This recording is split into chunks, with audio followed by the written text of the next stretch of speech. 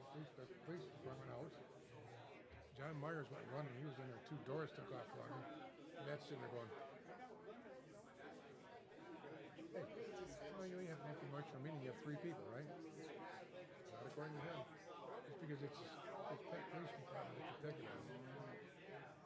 But this ordinance department, I wasn't an ordinance officer. I know what you need to do. And it's, you go look at the house on Lincoln and Applewood. I wrote down. Me and Larry put that on the list about 2 years ago. It's a characteristic problem. It's an empty house. It was boarded up. You know, Actually, I know the area. I'm trying to think of the house. It's got a big. yellow story and a half on the corner. I mean, I haven't. With a big tree with a white X on it. I have to see it. Huh? I know the area, but I have. If I saw it, then I would know. Oh, yeah. Well, we're supposed to, okay, it's 1775 Ford Boulevard tear down today. We turned that in about 3 years ago. It's got 12 or 14 tags on it. I just keep tagging it, tagging it, tagging it. Hey, after 3 tags, it should be condemned. You know, I don't care, but there's got to be a better system than what they're doing. It's unfair for the neighbors. And the police officers don't do, not the ordinance officer, the rest of them just drive by whatever violation is. They have always done that Oh, yeah. since we got rid of the traffic division way back when I first started with the city. Because it's not their, Like you told me that one time, the one ordinance officer was hiding behind the police station doing doing his phone work or something. That, well, I remember when you said, but you know what? Adam sits in the plaza or down on Moore. Well, they're assigned their work, assign it properly. You look at this list, Denise Safaldi. It's been like that for the last 2 years. Because she takes care of business.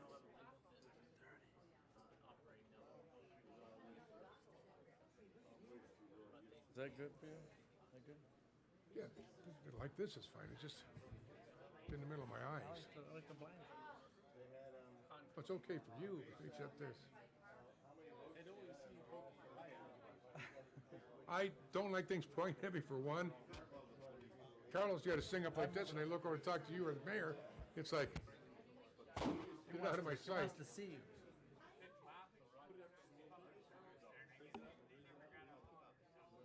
My buddy had a stuffed pheasant. Now I'd go over there, and he'd have the thing on the coffee table. The tail feathers would be pointing at me. He's like, yo, I'd have to. Tail feathers, buddy.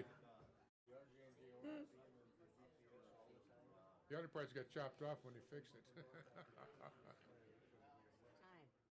Get it out of here. I was waiting for my reverend. Mike, turn your microphone back on. Get ready to start.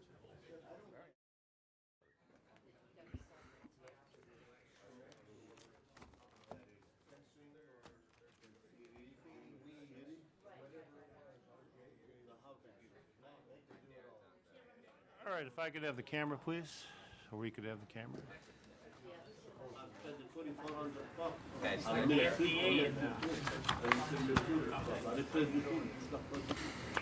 There it is. Call the June 3rd, 2019 meeting of the Lincoln Park Mayor and City Council to order. If everyone would please rise for the Pledge of Allegiance to the flag, which will be immediately followed by a moment of silence, in particular for the death of Mary Cross. Pledge allegiance to the flag of the United States of America and to the republic for which it stands, one nation under God, indivisible, with liberty and justice for all.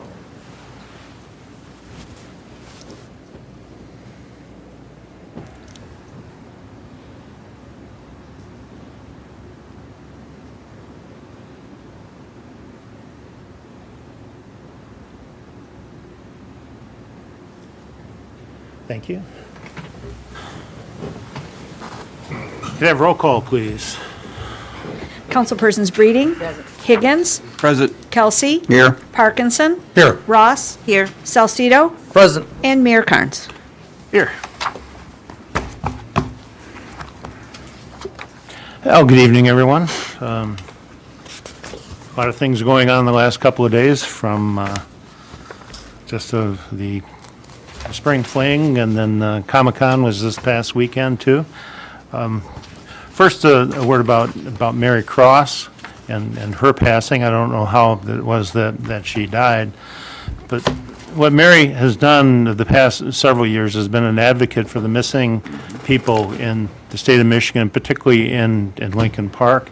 I do know that she went to school with Donna Gomez, and Donna, as you remember, back several years ago, I think 1984, 85, was tragically killed. And she was at the forefront of keeping that information fresh and not letting that case go cold, as far as attempting to get it solved, and still working on that. But she basically was a person that stood up for the underdog, and was tirelessly in her work for that. She will be missed, and our condolences go out to her family. We have a little bit of a flood update. I mean, we have Chief Martin here, but I think that I can.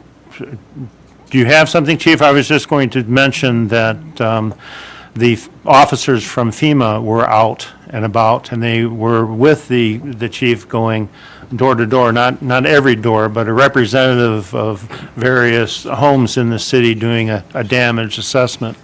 This is the forefront, or the beginning of the process. Once this damage assessment is done, and the totality of it will then go to the president for hopefully an emergency declaration, which will cause the full force of FEMA to be available to us. Is there anything else that needs to be added there, Chief? Okay, well, I know that the chief is appreciative that he was going, because there's a lot of hours that were put in with that. I want to do since members of the Exchange Club are here, I wanted to thank them for the flags that they put up and have put up for the last several years at Memorial Park in reference to Memorial Day. For those at home, Mike Horvath is standing in the back, and he usually orchestrates that and done a lot of work in getting it. It's just a nice sight when you travel down Fort Street, and as you coming particularly northbound, and you come to that bend and the flags are all in front of you, it reminds you what it's all about. I had the opportunity last Thursday to take part in the award ceremony for graduating seniors at the Lincoln Park High School. And if you listen to the accomplishments of, I call them kids, but the accomplishments of these kids, that it's just mind-boggling and what the future is going to be. I've had the opportunity of working there as a substitute teacher from last 4 years, so I've seen these kids grow from the 9th graders through the 12th graders, and the maturity levels and things that they've accomplished in that 4 years is just amazing. So congratulations to them and to all of the Lincoln Park High students out there graduating, the class of 2019. Hard to believe that, 2020 right around the corner, eh? This next week, or this current week, is also a special time, and it has to do with the CERT program, and I'll read the proclamation. Whereas volunteers are vitally important to establishing and maintaining the quality of life in our communities, ensuring the health of all citizens, and contributing to the economic, environmental well-being of community and region. And whereas Community Emergency Response Team, or CERT, programs are an integral part of the community throughout this country, including the city of Lincoln Park. And whereas since 1993, Community Emergency Response Teams have grown from a concept derived in Los Angeles, California, in response to devastating wildfires to communities all across the United States, to more than 2,700 programs with more than 600,000 volunteers. And whereas following the September 11, 2001 terrorist attacks, former President George W. Bush launched the USA Freedom Corps in January 2002 with the goal to promote community service opportunities throughout the United States and across the world. a key component of USA Freedom Corps with a Citizen Corps that consists of the Community Emergency Response Team. The goal of the program is to increase resiliency of citizens and communities and to take steps necessary to mitigate, respond, and recover to threats of crime, terrorism, and disasters of all kinds. And whereas the members of the Lincoln Park Community Emergency Response Team assist the City of Lincoln Park in supporting official activities taken by the city through the operations of the Lincoln Park Police Department and the Lincoln Park Fire Department, along with other departments in City Hall. Whereas the Lincoln Park Community Emergency Response Team supports numerous nonprofit organizations in the city to ensure safe and successful events.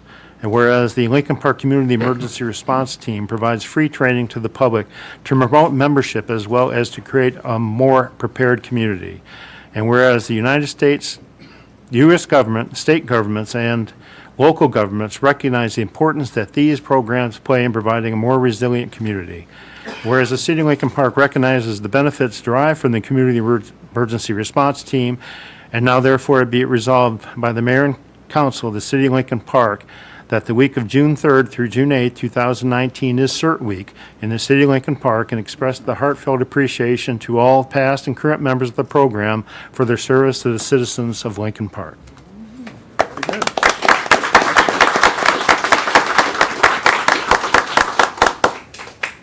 Now, do we have any representative from CERT that is here that would?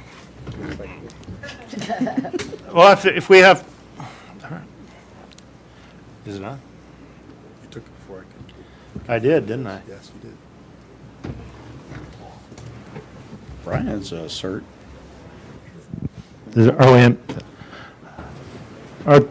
Have all the members of the CERT come forward, those that volunteer. Come on.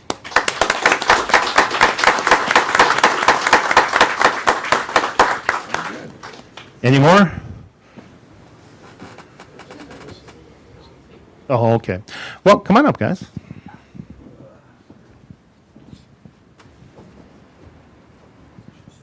We have the proclamation. If you guys would hold it. And it looks like there is a photo opportunity here for you.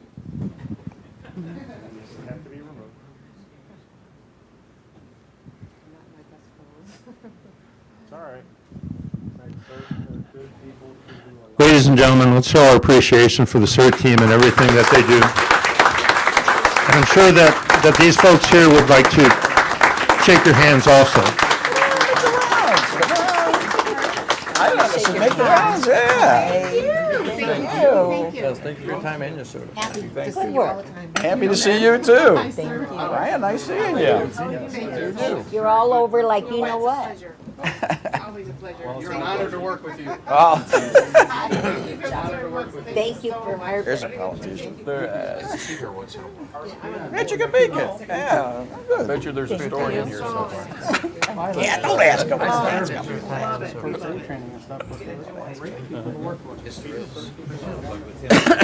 Keep it on there. Too much glare for the camera. Sorry.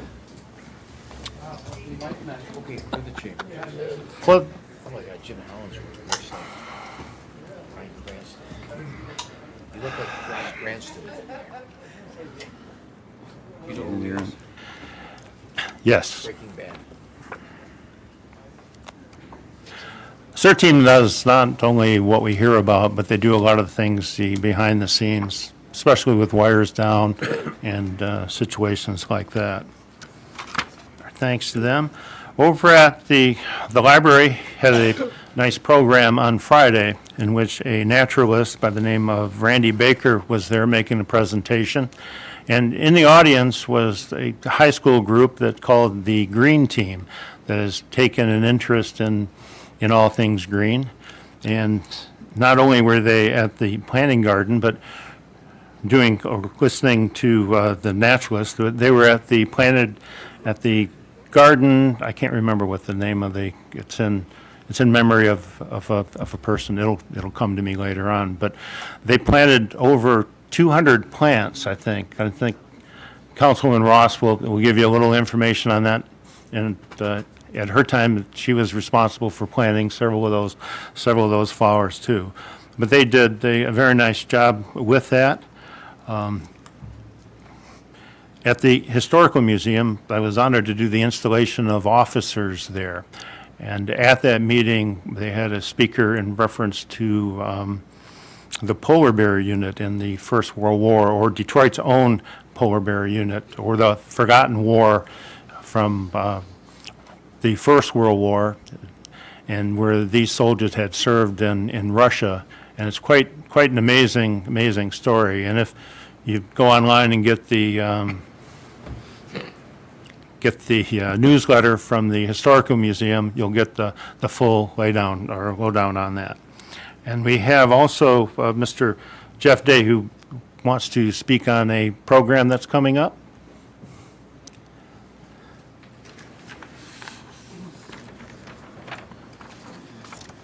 Yes, thank you to the mayor and council. I'll keep this very quick.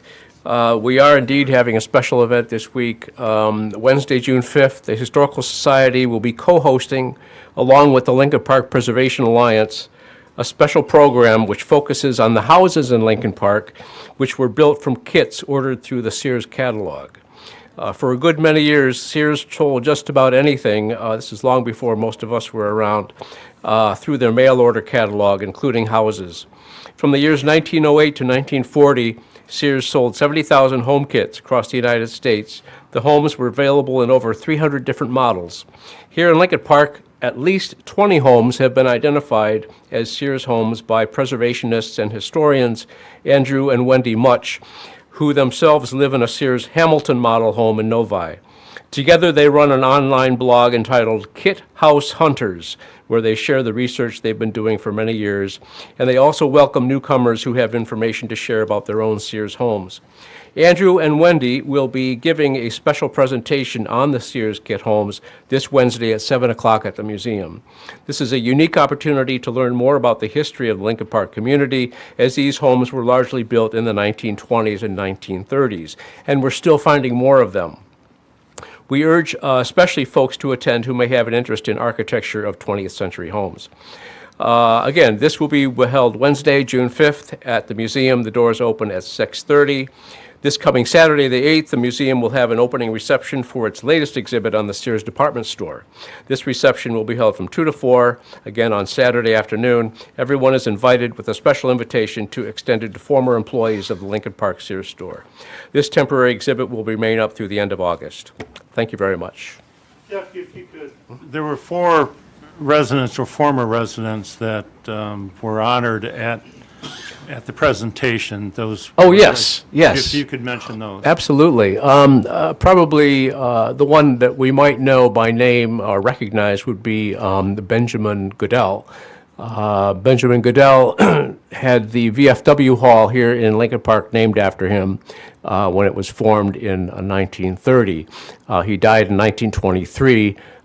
Several years after coming back from the war. But yes, he indeed was one of the 4 soldiers who were from this area, settled in Lincoln Park, who were in the Polar Bear Regiment.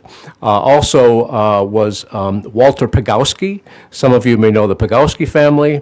The LeBlanc family was represented by Columbus LeBlanc, who was the son of Samuel LeBlanc. The Samuel LeBlanc house still sits at the corner of Champaign and Fort Street, although it's a little hidden today. And the 4th gentleman was Vernie Stocking. Vernie's family operates Park Tire on Fort Street. Vernie started a tire business when he came back from the service in Detroit, and his family ventured out to Lincoln Park, where they've been running Park Tire for probably 50 years now or more. So the Stocking family was represented as well in that group. Yeah. Very nice presentation. Thank you. Thank you, Jeff. Very nice. And I have a word from our Parks and Recs folks that Extreme Intense Championship Wrestling is returning to the community center. And that will be Saturday, June 15th. The doors open at 6:30 p.m. and the event starts at 7:30 p.m. There's a ranging of prices for seats for $15 the bleachers, and I guess $30 if you like the front row attention. All right, and last week at the last meeting, we had the 3rd reading to opt out of the marijuana ordinance to be put in place. The day after that, I felt like we were putting the cart before the horse, and we're asking for all this information through the survey and such to come back, and thought that we were changing the ordinance and everything, when logistically, logically, it probably would have been better to wait. So I did what was called a reconsider vote. And through the ordinance, you have a 24-hour period to file with the city clerk this motion. It would have to be somebody on the winning side. In that case, it was a 4-2 vote that would request that. So what will happen during the action items is that we will have a vote to reconsider. If that vote passes, then we'll have a second vote on the third reading of the marijuana opt-out ordinance that prohibited for marijuana establishments. If the vote for the reconsider vote fails, then it stays as it was, and then we move on with business. So with that, we will go to the consent. Correct that.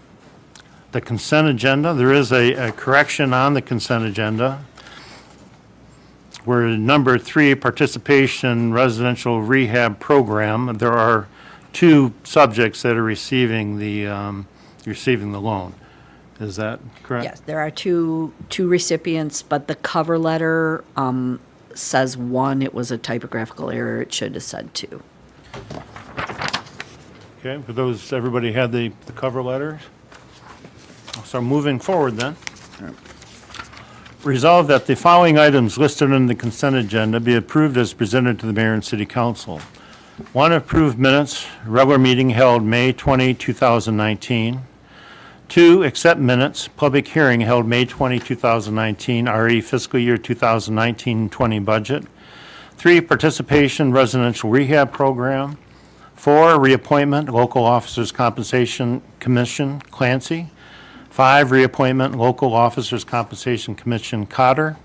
And 6, reappointment, local officers compensation commission, Laduca. Support. Discussion? Yes, Your Honor. I'd like to sustain from the regular meeting minutes and public hearing, is that possible? Abstain. Abstain? I want to sustain, but I want to abstain. Thank you. Just sustain yourself through the entire meeting. Okay, further discussion? Clerk, call the roll. Councilpersons Breeding, Yes. Parkinson, Yes. Higgins, Yes. Kelsey, Yes. Ross, Yes. Salcido, Yes, on the other items. and Mayor Carnes. Yes, now we will, with the help of our city attorney, Yes, sir. going to call a public hearing to order and discussion on regarding dangerous buildings in 1154 Cleveland. And if we could have Mr. Myers. Mr. Myers, would you approach the podium if I might direct him in questioning, Your Honor, for the benefit of council? We'll be presenting to council the case and the decisions of the Dangerous Buildings Board and their recommendations, asking council to affirm or ratify those decisions parcel by parcel. And I've indicated previously in my conversation with the mayor that if they choose to affirm the decision, they merely need to reference in the first paragraph and the concluding paragraph of each resolution, or we'll be here till the next millennium. So I would ask you that you allow me to open the first case with Mr. Meyer here, and let Mr. Myers present his findings and ask council if there are any questions, if there are any comments from the public, then ask council to adopt his resolution and affirm it as your final order here, which is then appealable only to circuit court. Thank you, Your Honor. So if you would ask Mr. Myers to... So we'll be doing the, seriatim, one by one, Your Honor, but but this is the public hearing public during the hearing, yes. action items. You'll come back to What the you're action talking items later. Yes, Your Honor. about. All right, so 1154 I Cleveland. got that look from the clerk, so I know. You're right. Not me. Okay, did you Mr. Myers. have information Yes, on Mr. Myers, 11 would you give... I'm gonna direct you to 1154 the chair Cleveland? Over here, it's like a court here. Chair, we're talking about 1154 Cleveland. Yes. It has gone through the process of evaluation as our ordinance defines as an unsafe and unfit livable condition, vacant without a capacity to live in at the moment. We went to the Dangerous Building Board. They reviewed the structure, the evaluations, and our recommendation is to remove it from the property and condemn it and demolish it immediately. Okay.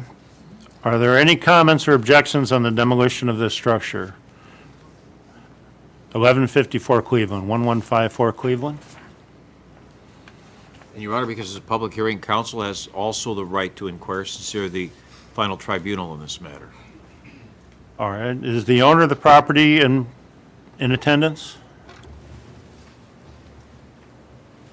Your Honor, may I inquire of Mr. Myers, you did post the proper notification to all the interested parties pursuant to title search, is that correct? Yes, sir. It Thank is. you. I think we've made the notice requirements, Your Honor.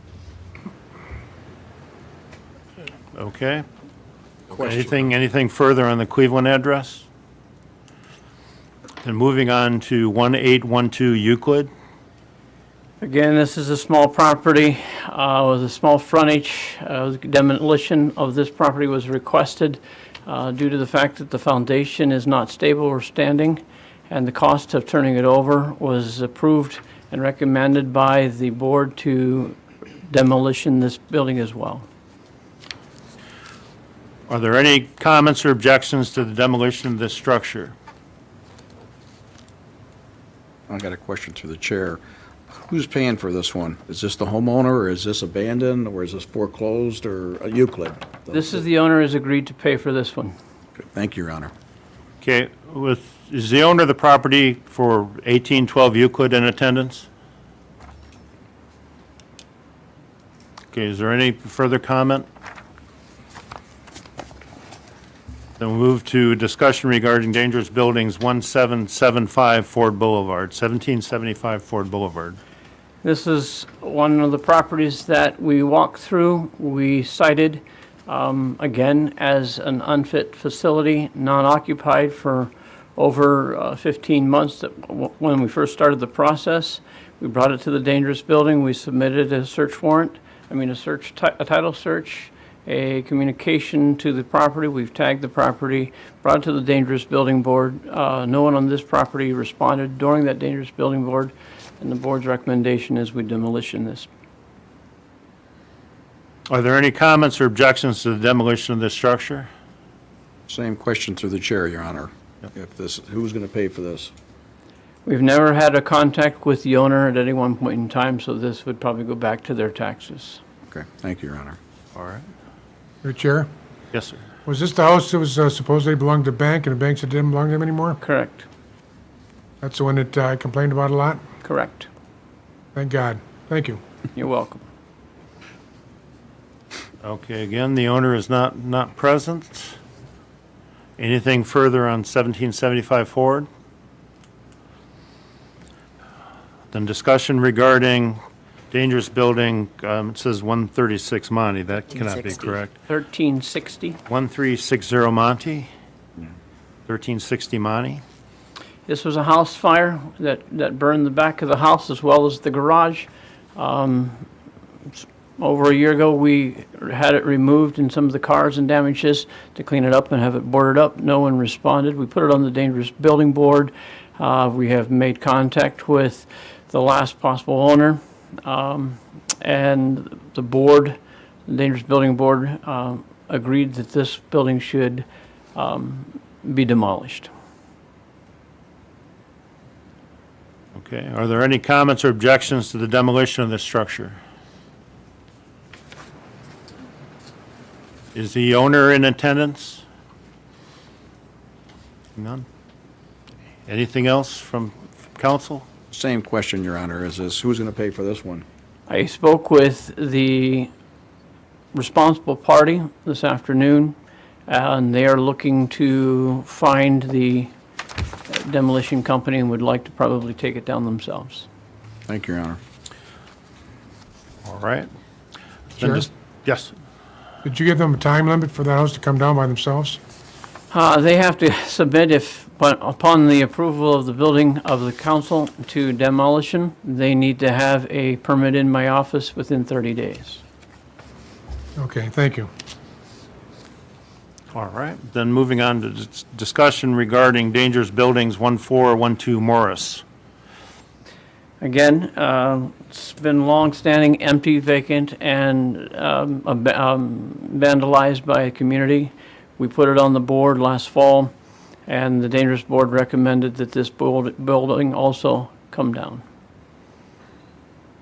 Okay, are there any comments or objections to the demolition of this structure? Is the owner of the property in attendance? Then, how is that going to be, who's paying for the Again, demolition? in this particular property, we have heard from no one. We've sent to the documents to the last tax-paying properties. We've posted, but during our sessions with the dangerous building and any follow-up after that, we've never heard from any contact. We'll put it on the tax rolls. All right, anything further regarding 1412 Morris?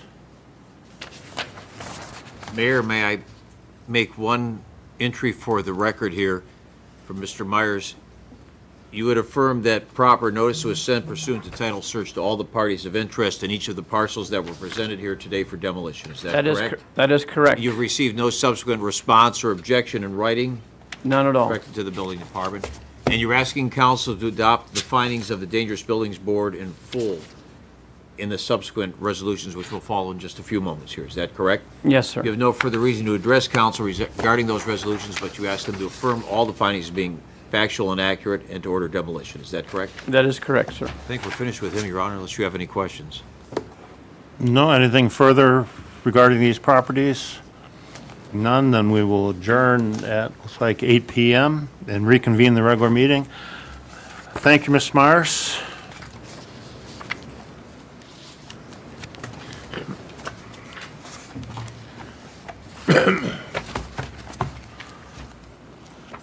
Okay.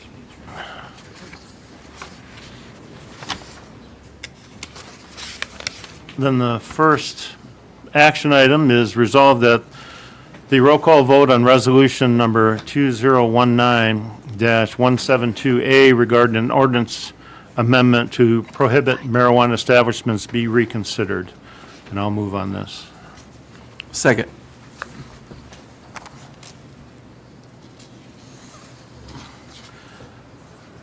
Now, is this just a vote? It's just a vote. I have, Yeah, there's no, okay. so, ready? Mayor Carnes, Yes. Councilpersons Higgins, Yes. Breeding, Sure. Kelsey, Yes. Parkinson, Yes. Ross. No. And Salcido. Yes. That motion passed. Okay. So, on the original resolution, does Carlos get the vote? Okay, so that opens up the original, which is, whereas the mayor and city council wish to amend the city code to prohibit any and all marijuana establishments within the boundaries of the city of Lincoln Park. Now therefore be it resolved that an ordinance to amend the municipal code of the city of Lincoln Park by adding a new chapter 855 to Title II, Business Regulations, entitled Prohibition of Marijuana Establishments, be given its third and final reading and be adopted. Said ordinance having been posted publicly for at least 72 hours. The City of Lincoln Park ordains that Title II of the codified ordinances of the City of Lincoln Park be and is hereby amended by adding a new chapter 855 as posted. So move. Support. In discussion, I move to table this until October 21st, which is the third meeting of October, at which point all of the data that we had requested will be available. So to make that short, I move to table this until October 21st. May I give a point that will probably be corrected or affirmed by the council president, that table is not the proper action here, because table is set on the table till any time that you vote to take it off. For parliamentary procedure, this would be either to defer action until that meeting, you set a specific date, which means no action will be taken until then. And if council votes affirmatively on the motion to defer as opposed to the original motion, then it'll be deferred. Table means they could come back and take it off the table next week. Okay, Kind of like your mother's leftovers, I've Your been Honor. taken to school, so it would be to defer Defer action until, and you would set a date specific? Defer action or until October 21st, which will be our third meeting, second meeting. Inquire with my co-counsel, that meets your approval, Mrs. Breeding? That's the way we used to do it, Your Honor. I think that's the right way. Tabling is actually the incorrect term in this matter. Thank you, sir. And I was there when the first Roberts did his parliamentary procedures. I can believe that. Oh, Okay, I so, have a question then through the chair. We need a support for your I motion. support. All right, very good. So we're just, if in fact we're deferring it, then we've just given it its first and second and taken no action on the third and final adopting. So there's no ordinance. Right. Just been presented. That's right. That was all. but come the 21st, if this deferral is deferred, then the 21st is when the action would be taken. And you said October? Yeah, October October 21st, which should have all of our ducks in order. And my purpose in this is that I did not want, if our purpose was to vote this down at that time, I did not want to have to go through all the steps leading up to that. So I didn't, and then start over, because that would be a waste of time. One Okay, more question, if I may. sure. In the meantime, then, no one can open a dispensary. We have not changed the ordinances to allow for them or whatever. So I'm No. just saying, I'm sorry to cut you off, but until the state comes up with their laws in Right. reference to that, no one can open one. okay, all right, And so that's where we stand with that. all right. I want to just add a caveat so no one is dissuaded, subject to, of course, provisions in the statute which provide for a citizen's initiative, and that would be separate from what you're doing here.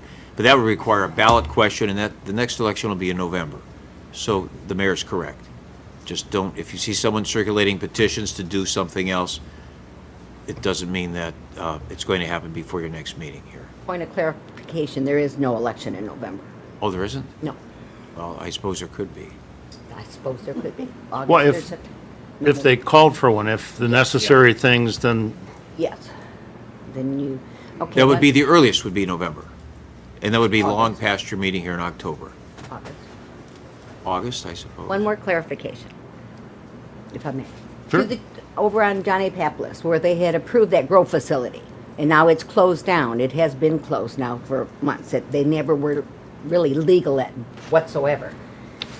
By us not adopting this ordinance, could a new business owner come in and start up this grow facility that was over there before? We'd have to review the application. Theoretically, that was previously approved, Mr. Myers would have to look at it, see if it meets on all fours the requirements. So right now, no. They'd have to go back to the building department, start all over, in my opinion, because they abandoned their permit. That was what Ms. Kerr and you, Mrs. Brady, might know. That would be about 2 years ago, wasn't it, when that happened? So, But it hasn't been closed that No. long. oh, it hasn't? No. Well, it depends. We'll address that issue if it arises, if and when it arises. All right. That's all the questions I have. okay, further discussion? Question through the chair. On this particular issue, and that's an if, because we don't know, if the state miraculously gets everything together and does their thing, and the surveys or the committees are put together and come back with their findings, and it comes before the October date, are we going to look at it then or hold to the October date because that's what we put on the resolution? Well, the resolution is there, but if things change to where we have to either put up or shut up, I think that would be adjusted. Okay, that's all I want We to don't know. want to leave, we don't want the city to be left in the lurch. Thank you, Your Honor. Yep.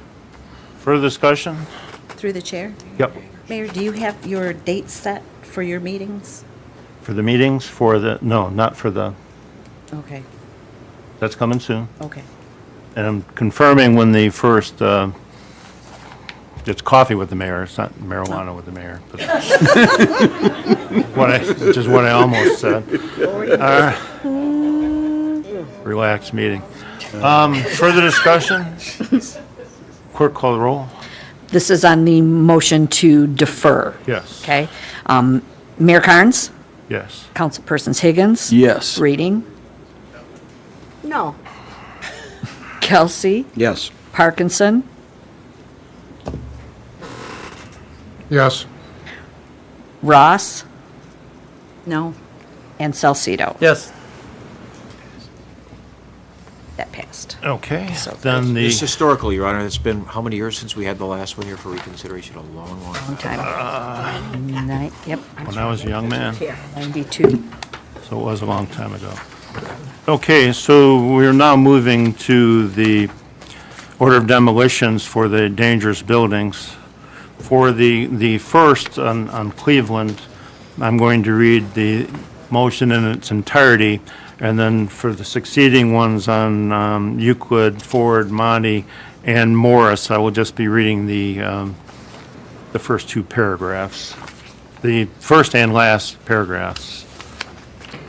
Okay, whereas the Dangerous Building and Code Appeals Board issued an order to demolish the structure located at 1154 Cleveland, said order being issued subsequent to a hearing of the facts pertaining to this matter identified as DBB 19-05, 1154 Cleveland, which was held on January 24, 2019 in accordance with sections 1444.04 of the codified ordinances of the City of Lincoln Park.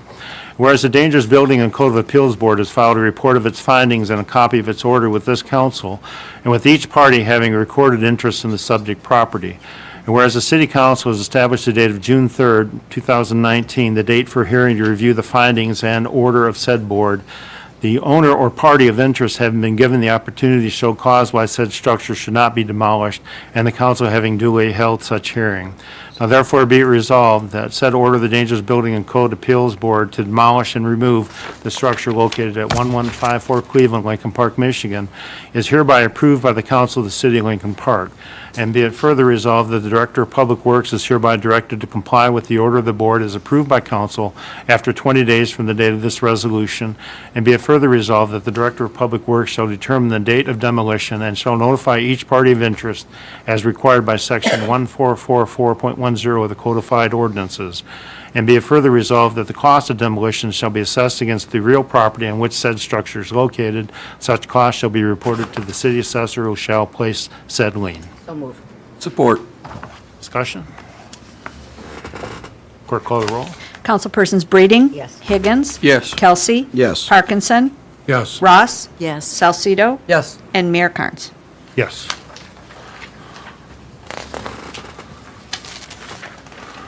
Whereas the Dangerous Building and Code of Appeals Board issued an order to demolish the structure located at 1812 Euclid, said order being issued subsequent to a hearing of the facts pertaining to this matter and identified as DBB 19-04, 1812 Euclid, which was held on March 28, 2019, in accordance with section 1444.04 of the codified ordinances of the City of Lincoln Park.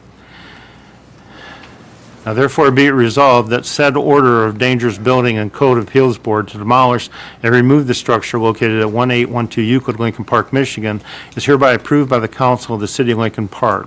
And be it further resolved that the Director of Public Works is hereby directed to comply with the order of the board as approved by council after 20 days from the date of this resolution.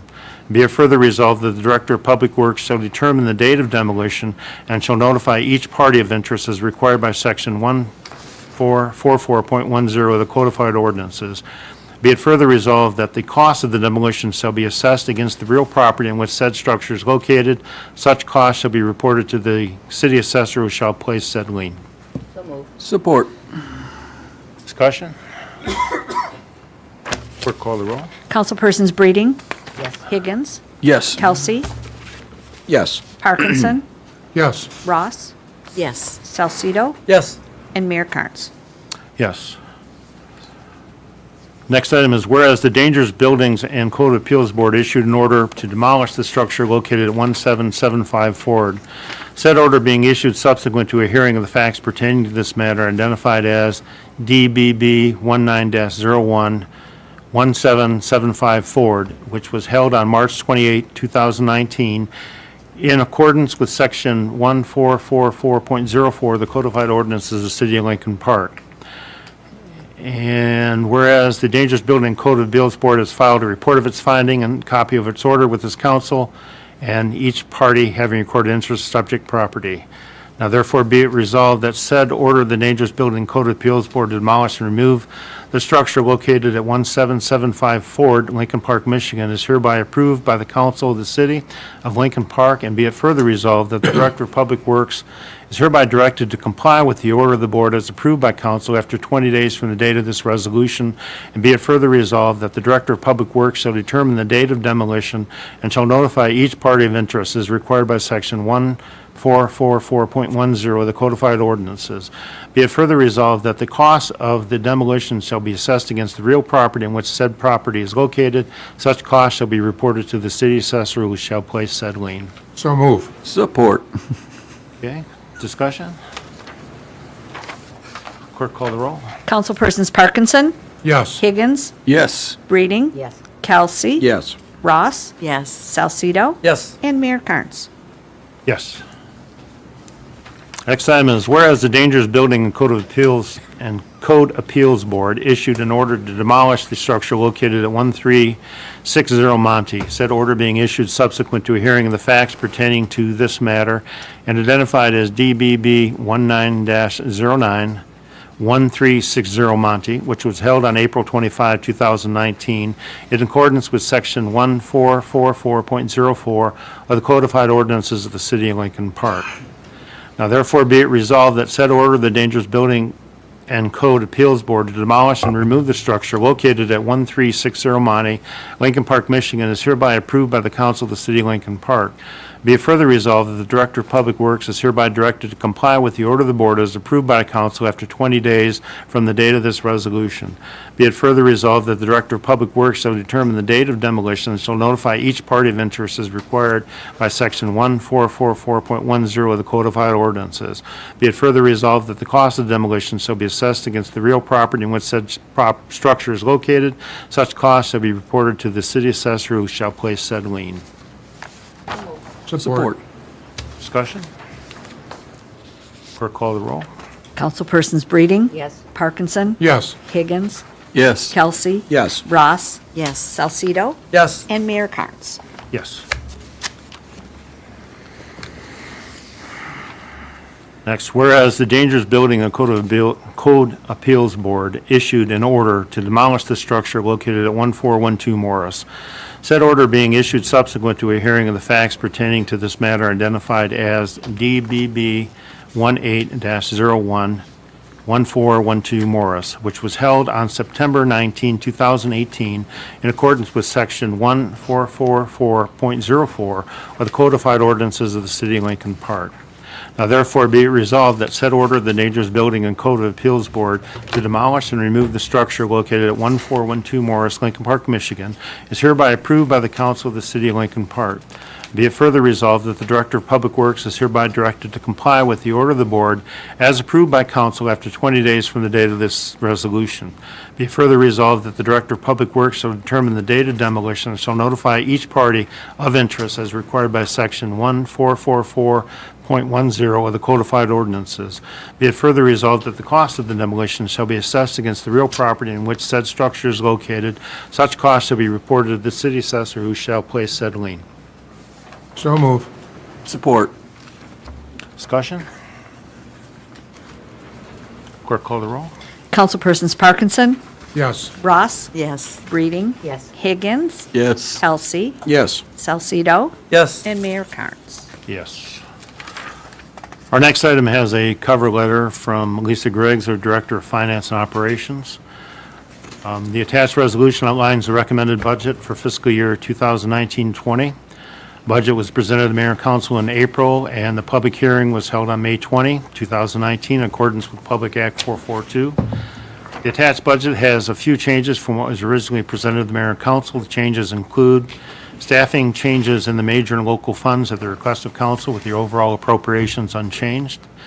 $9,000 increase in the Informational Technology Fund to account for upcoming anticipated capital needs.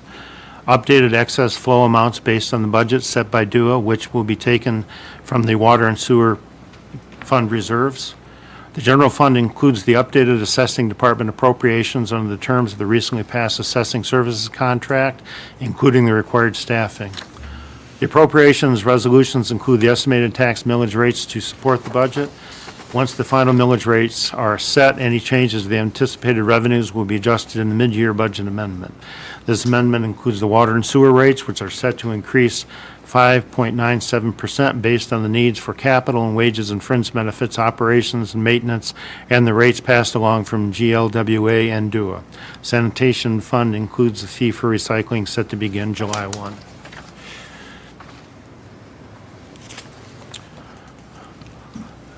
All right.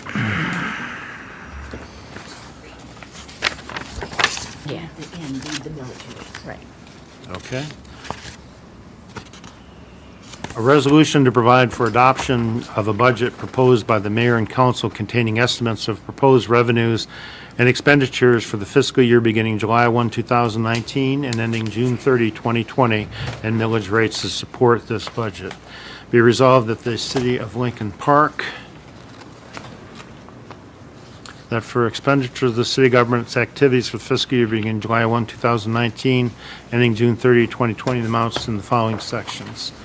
So, and then we have Section 20. section, be it further resolved that the following millage rates are provided by charter or statute to be assessed. Operating millage 18.9800, library millage 0.6000.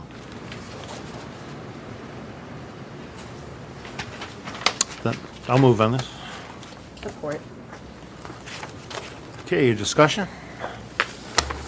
And we have Lisa here. So Got a question. Are we going to be ready for the informational meetings and the recycling cans and all that dispersed before July 1st when we start taking money out of people's, or charging people, I guess, for the recycling? Are we going to be ready by then? Right. So it looks like the actual recycling is not going to start until September 1st, which will put it in line with the existing contract.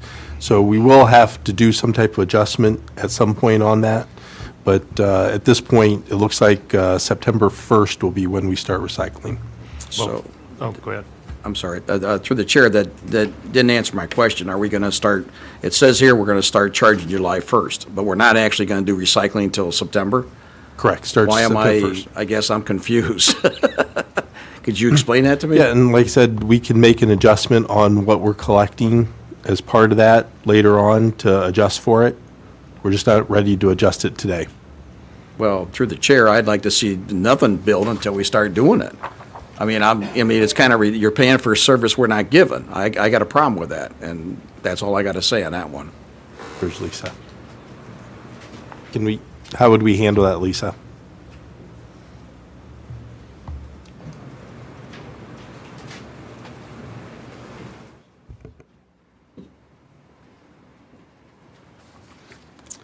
So we could either amend the resolution to have that start September, the charge that's on here. I don't know if we could just add a line in there, effective September 1st. I agree that we shouldn't be billing Right. somebody if they're not getting the service. Right, because right now the resolution reads to begin charging July 1st. I mean, otherwise we would have to make some type of adjustment, but the fee is also set in here, so we would still have to make some type of change to the resolution. Okay, Councilman, was that a resolution? Yes, I just. You want to do it without an amendment, Your Honor, and just indicate if there's no objection that it's a Scrivener's error, incorporate it, so there's, Supporter has no yes, problem. move in support of, no problem with incorporating that as part of the original language. Well, I think Section that we need it 19. to go into effect 19. September 1st, though. Yep. And reflect the date of September. So I think it would just be a motion to amend that date in that section Oh, I to just September amended the 1st. date, Yep. not to amend that. Okay, then I'll second the motion. Okay. Further comment on the amendment? Hearing none, clerk call the roll for, this is on the amendment only?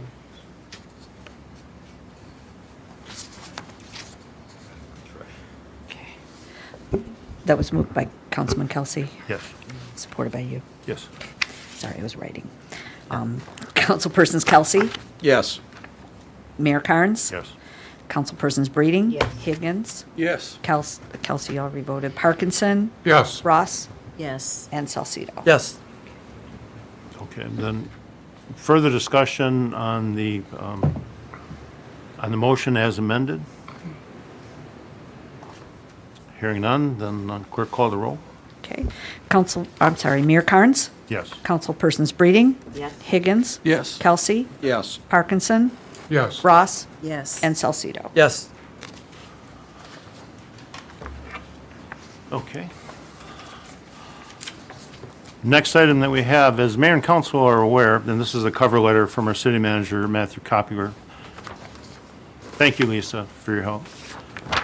As mayor and council are aware, I've been working with the Lincoln Park Chamber of Commerce to develop the successor memorandum of understanding for the operation of Fantasyland. The new memorandum of understanding is proposed with a duration of 10 years with a mutual option to renew for another 10 years. The memorandum of understanding also, 1, identifies joint ownership of the displays, 2, provides for a dollar buyout for both parties should the other terminate this memorandum, 3, provides that the band shall be provided free of charge unless a major cost increase should arise, and 4, provides for termination of the memorandum by either party provided written notice is delivered prior to June 30 of each year. And it's my understanding that the governing board of the Chamber of Commerce has approved this memorandum of understanding and is ready to sign. And they are in the audience. I know the chairperson or the president is. So, whereas the city entered into a memorandum of understanding with the Lincoln Park Chamber of Commerce to operate Fantasyland at the Band Show in 2008. And whereas that memorandum of understanding having a duration of 10 years expired January 1, 2019. Whereas this is the desire of mayor and council and the Lincoln Park Chamber of Commerce to enter another memorandum of understanding for operation of Fantasyland into the future. Now therefore be it resolved that the mayor and council of the city of Lincoln Park approve memorandum of understanding with the Lincoln Park Chamber of Commerce here to attach as attachment A for the ongoing operations of Fantasyland. And be it further resolved that Mayor Thomas E. Carnes and City Clerk Carrie Kerr are authorized to execute said memorandum of understanding on behalf of the city of Lincoln Park. Support. Support. Discussion? Question. Full count. Oh, sorry. Go ahead. Question, I guess, to the chamber that's here is, do they have enough volunteers? I heard a lot of people are not going to volunteer for whatever reason next year. So I'm just wondering, do we have enough volunteers, or do we need to solicit more volunteers to help support the chamber for the Fantasyland?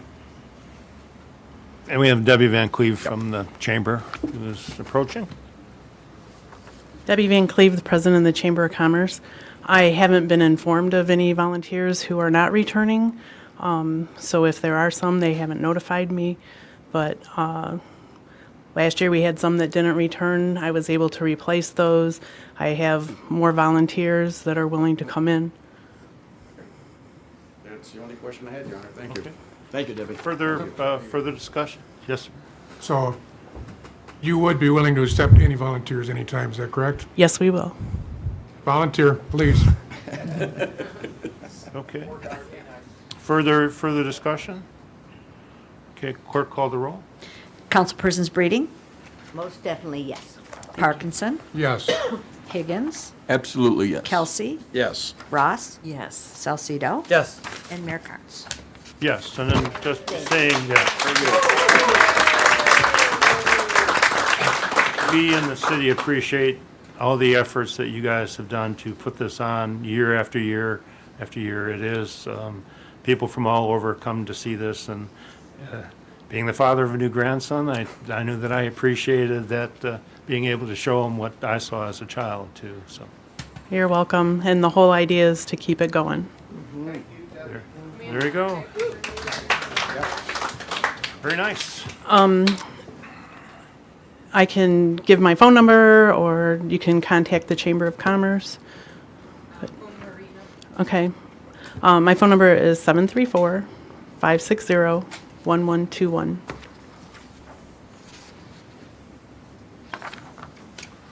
All right, thank you. Next item has a cover letter from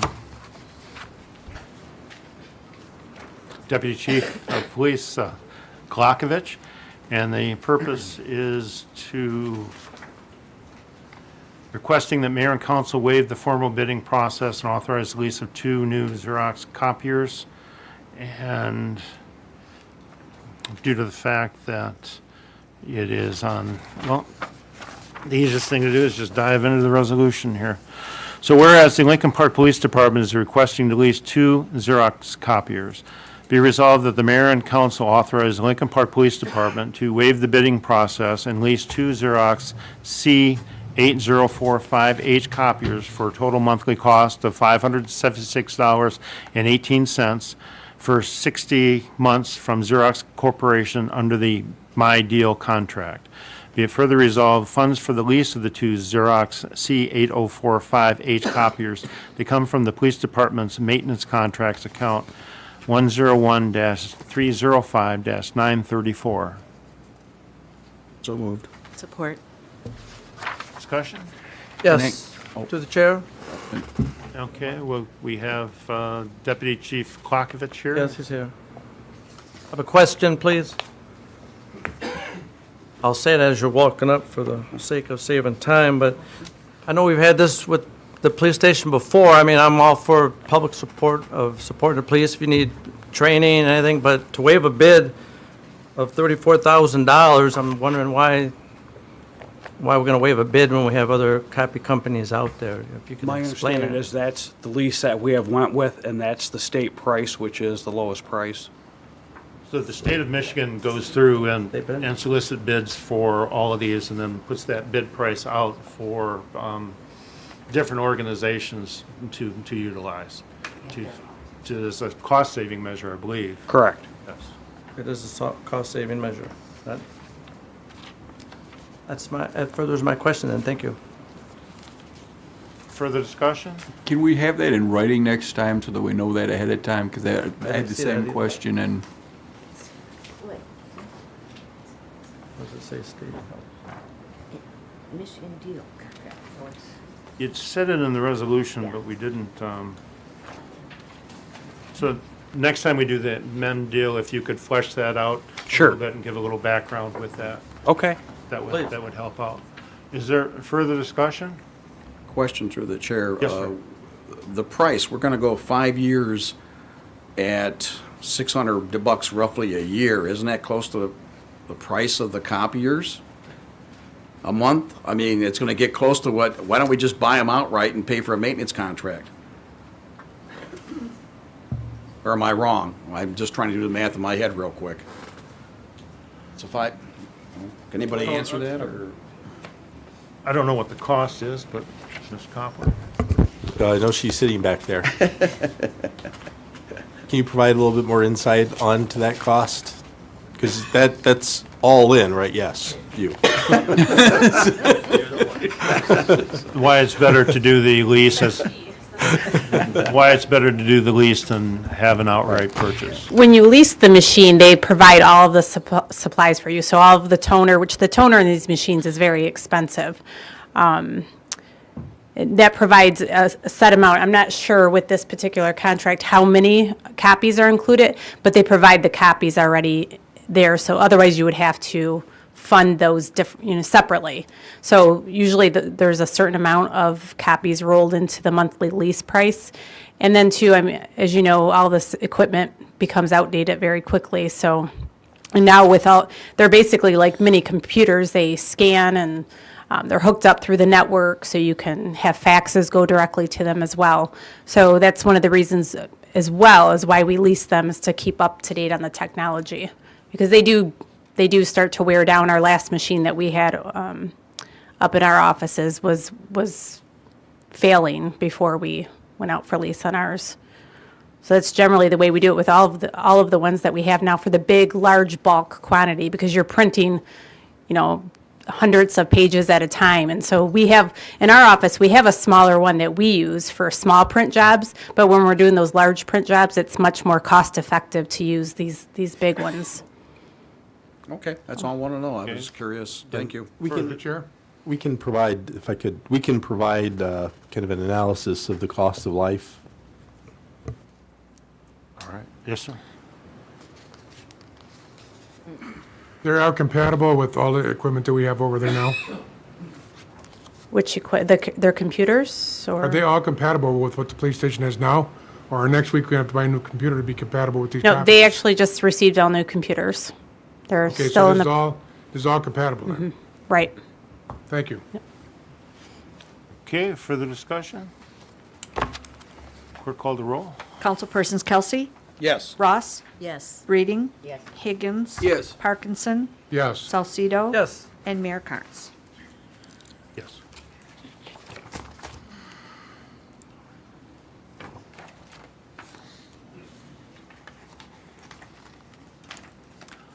Okay, our next item has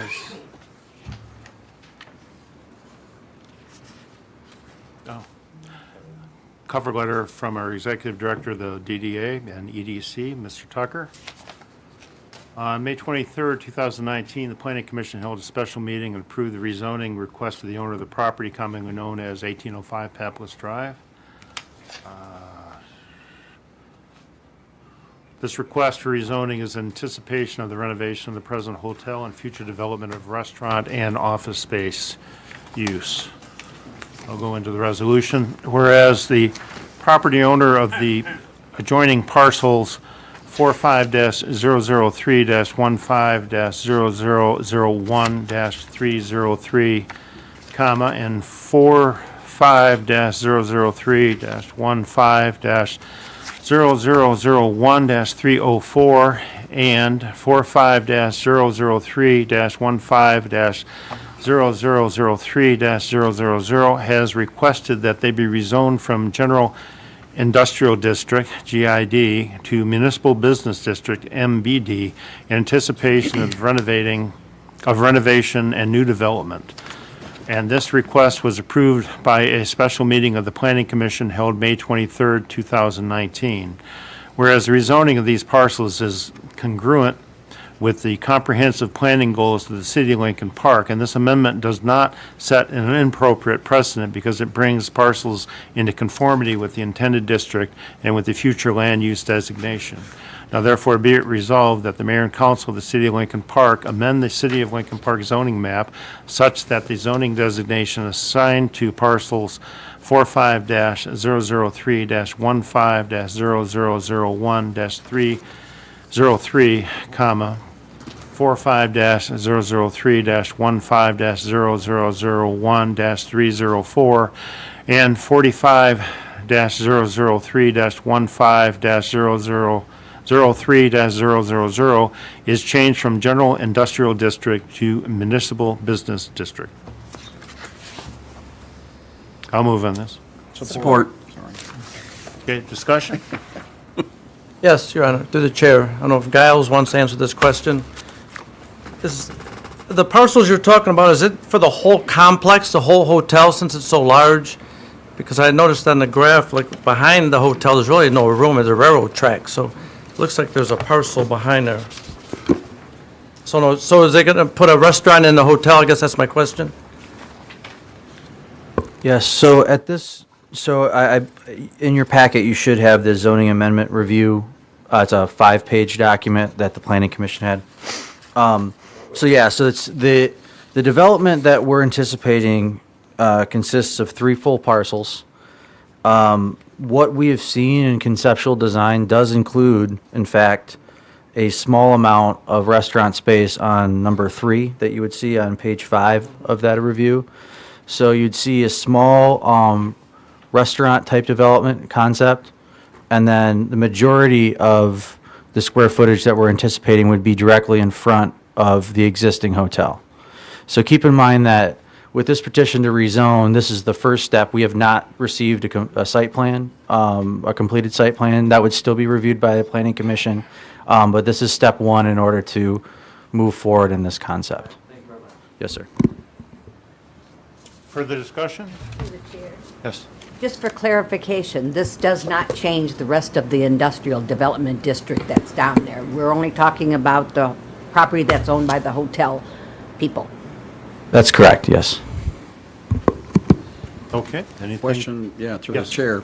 maybe this is for the building department, Mr. Myers, but weren't we having some problems with the hotel that you had to stop the actual construction because they were in violation? So here we're giving them do a restaurant, and they already had problems to begin with. Could you address that, please, or? The trouble we were having was with the renovation of the property.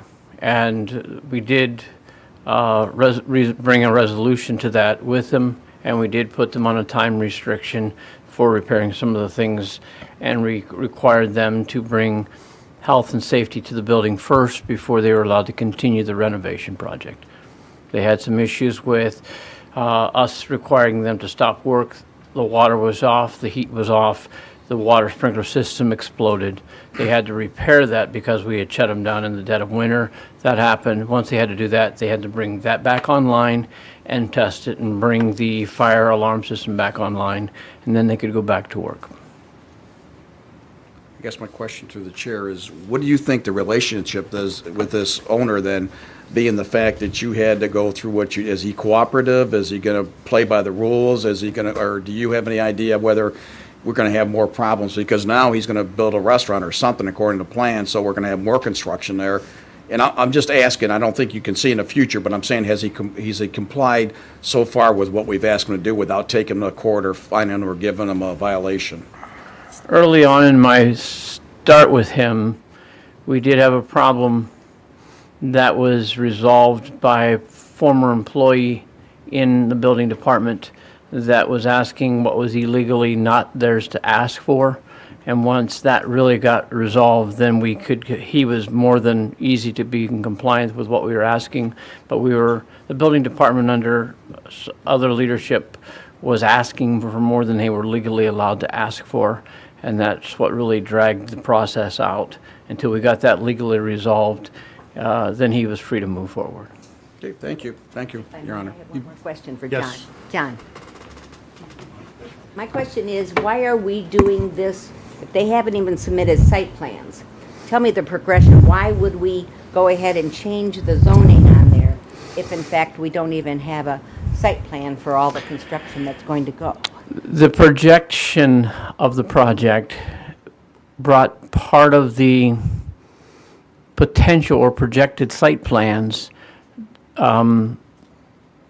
The setbacks were not large enough or adequate enough to do the site plan as we would have a pre-application site plan review. And so once we knew that, the only way that could be managed is to change the zoning so that the setbacks would give it the legal documents and space to do some of the property build that would need to be done if we were going to open the door for them to prove that they could give us adequate site plans.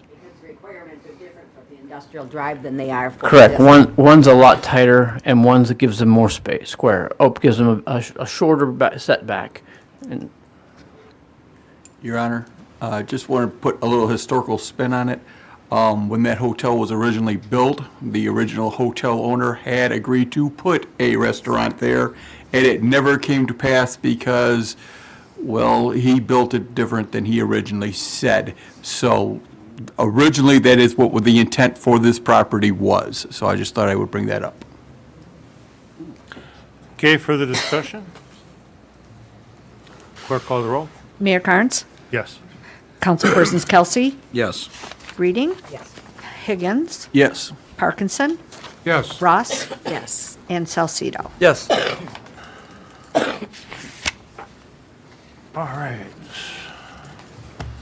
This next item already has been moved by Councilman Higgins with support of Councilman Parkinson. Whereas the mayor and council desire to reestablish council liaisons for various city departments, boards, and commissions. And whereas the mayor and council also want to establish a methodology for selecting liaison for the various city departments, boards, and commissions. Now therefore be it resolved that the mayor and council establish liaison positions to be filled by the mayor and members of the city council for all city departments, boards, and commissions. And be it further resolved that selection of the liaison positions by the mayor and council shall be done by each member choosing a department, board, or commission in descending order from the highest vote total in the last election to the lowest vote total received. And be it further resolved that the duties, responsibilities, and conduct of each liaison shall be decided by future resolution adopted by mayor and council. So as mover, Councilman Higgins, is it the intent to handle the liaison positions the way that they have been done by past councils? Yes, that would be what I would like to see. Okay, that was my question. Further discussion? Yes. Chair? Oh, sorry. Go ahead. I was just going to ask, because there's several of us that are new, what exactly does that mean? Well, to give a past resolution of what was done by council before, the city manager has that available and can present it to you, because this is just approving it. How about, may I? What I just said. Could we yeah. define the question you're asking? What is it that the liaisons are going to do, or, okay. That's what I thought, I just wanted to make sure.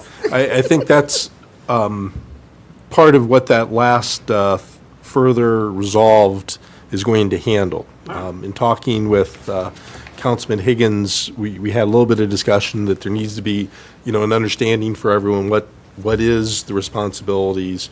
Does that mean that, you need to do reports on a regular basis to the rest of the council? That needs to be worked out amongst all of you still. So we have to figure that out. I'm assuming what will happen after this is approved, two things are going to happen. One, there has to be the selection day. So we probably do like the Fill to 64 selection committee type thing for that. And then the second thing is working with Mike, kind of flesh out what that responsibility in his mind looks like, get it to all of you to start reviewing it and, making comments on it, and then bringing it to the full mayor and council to vote on then. Is that how you can? If I may lay a comment on it, in the past, and very basically, what the liaison would do would go to the building, would go to the commissions or the department heads, where they could keep the council as a whole more informed, so that we know because there's a lot of things that go on in commission meetings and behind the scenes that you don't get if you don't go to the meetings. And a lot of times, for example, I was at I've been to several of the library commissions, just to pull one out of my head, and there were a lot of questions they had from the council, because we had changed how they could do how they were doing their electric things. They wanted to know why, what happened, because it affected their budget. They wanted us to be inform them a little bit, and we could inform them. And then if they have any questions, we can bring it back over here. So they just have somebody who goes back and forth. So it's an informative thing both ways. If I may, through the chair. Yes, go ahead. That's why Matt's blood pressure was higher today, because we discussed this for 45 minutes. As long as we actually put the duties and the responsibilities, because I've been here long enough that I've lived through both ways. And as long as it's not whatever department you pick, whatever commission you pick or whatever, you're not in charge of that department, and that's what needs to be very clear. You don't have the authorization to approve anything. You don't have the authorization to ask them to do anything. What you're there on this liaison is to report back to the whole body. You're to take the thoughts, the ideas, the suggestions that you might hear when you're talking to this department head back to the full council, and then it's up to them as a body of a whole to decide if it's something you want to pursue, or if you just say, okay, we hear you, we don't want to do it. But in creating these again, we really had no problems for years and years and years until we did have a problem, and that was because someone thought they were in charge of the department. So I'm pleased that it talks about the duties and the responsibilities. I think it's very wise for us to have someone that can report back from the different department heads or the commissions, more commissions than department heads even, or whatever. So, but I just want to make sure that when we're working out these duties and stuff, that it's very clear that You're there as an interim in between the two, but you're not in charge of the department. I would absolutely concur that you are not there to vote on a commission, you are not part of that commission, you are not there to run the day-to-day operations. We have a city manager for that. This is very much an informational thing, and an informational way going both ways, bring information to the council and bringing information back to your group that you are a liaison to. Okay, further discussion from council? Mr. Chair? Yes, sir. Lillian said, she's new here, the liaison should be able to take one or two people with them so that the new people can learn more. And according to city charter, you can have up to 3 people without creating a quorum. So I think that should be included in this also. No, I would advise against that. I would too. I think, Your Honor, may I indicate to council that I've always been opposed to anything that comes close to a quorum or a quasi-quorum for allegations of violation of the Open Meetings Act if something is done subsequent to that. Now, the purposes may be meretricious. You may have a decent intent in having 2 others come along, but that defeats the purpose of the liaison because nothing prevents 2 of you from showing up anywhere right now anyways. But the point is to give individual council members responsibility to report back to their colleagues as to what they see from a certain department. And it's just like assignments they make in Congress for various committees. That's what you're being assigned, is a different committee for you to report back to the committee of the whole, which is the city council. Please don't tread on that area of the Open Meetings Act. You've been so successful for the last, since 1974, so for a long time, so. I got a question through the chair. When we discuss this, I'd like to get more of a legal opinion from our lawyer too, because I know when Mario was here, he indicated, and Councilman Brady probably remembers this because I sat next to him, he was very, it was his right as an elected official to go where he wanted, let me put it that way. And he made that quite strong when we were talking about, and I don't think we had liaisons there, but it was something talked about it or something, because he had served quite a long time on council. So I think we have to have some clarification, like you're talking about legally, so we know. Plus, we have the department heads here anyways. They should be giving us information arbitrarily. Some of the people work, some can't afford to go to the commissions because they're not here. I mean, they work. Some of us who retire can go to everything. I mean, that's just the way the nature of the beast, okay? The commissions, I think the commissions ought to have their chairs here once a month at least, because that's the whole point. The whole council is here. We're all sitting here twice a month. I mean, come on, you can't take one time out of a month or every other month to come here as a chair of a commission and give a report? That solves the whole problem. Now everybody hears everything and gets a chance to ask everything, right on camera, right on the council. And I'm not arguing against liaisons. I'm telling you my attitude of how I think it would be a lot easier without going through all that stuff. And as council people, you can still go talk to a department head, as according to Ed, as long as you're 1 or less than 3, however you want to put it. And really, because we have a city manager, we're not allowed to do that anyways, because the department heads will call city manager sure in heck and say, hey, this guy's over here, or this lady's doing this. Can't we, Through the, well, anyways. just in yours, That's all I'm maybe saying. we could set something up similar That's to all I'm what we asking. do with the department heads when they're here. Yeah, that's my. Rotate them through once every, rotate them through once every meeting, have, set up an order of all the chairs and have them present.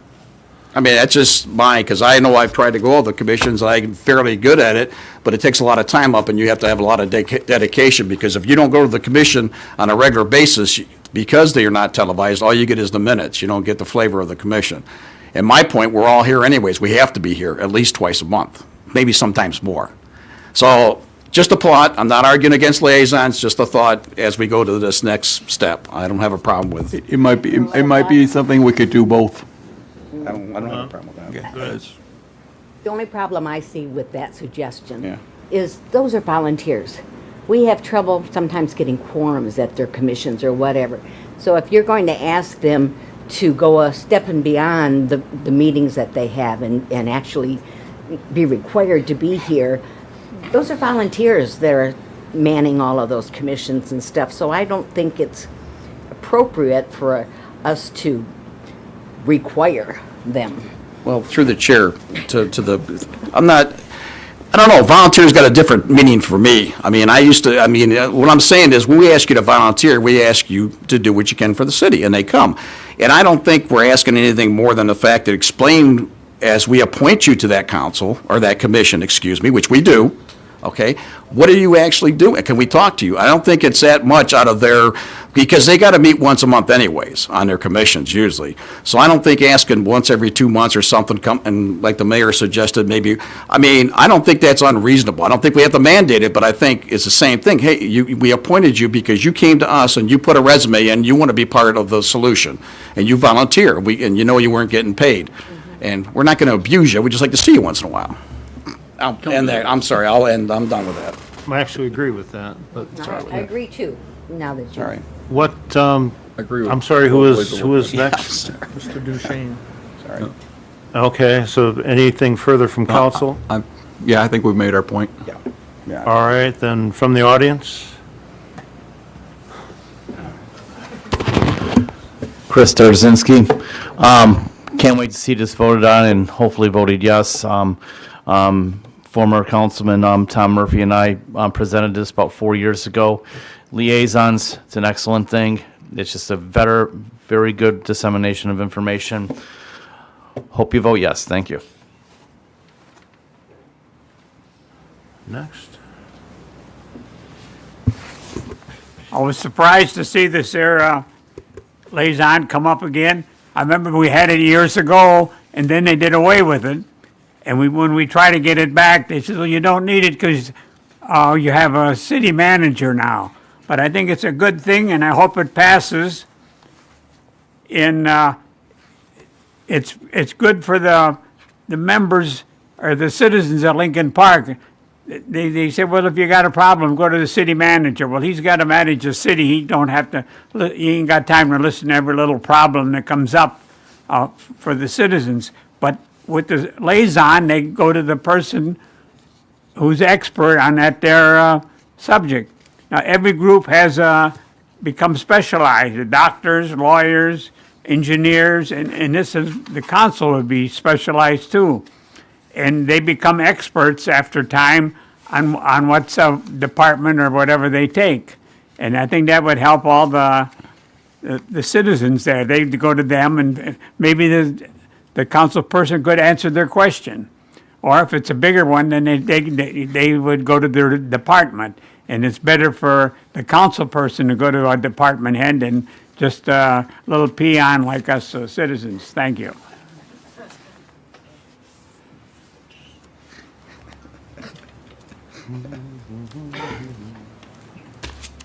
Jason Bear. I'm on the Parks and Recs Commission myself, and I think the idea of a liaison is a very good one. I don't think you can really put a price on just the informal nature of the information being passed back and forth as compared to a very formal setting that we have here at City Council where, the department head can give the report with question and answers back and forth with the council, but when I speak about, the Parks and Recs Commission during concerned citizens, I'm not really supposed to ask direct questions of council. I mean, I can try to talk to somebody a little bit before the meeting, a little bit after the meeting, but during the meeting, the people on the commission, we have a very limited amount of time to try to bring up any of our concerns. And I think a liaison definitely would solve, would fit a need. Thank you.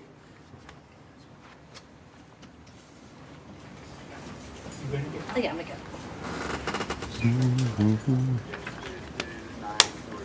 Hi, my name is Lori.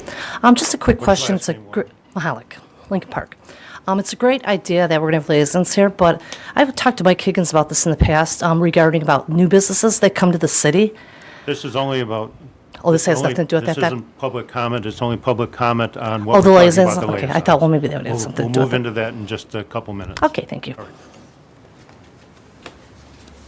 Anyone else on the proposed resolution? Mr. Volunteer.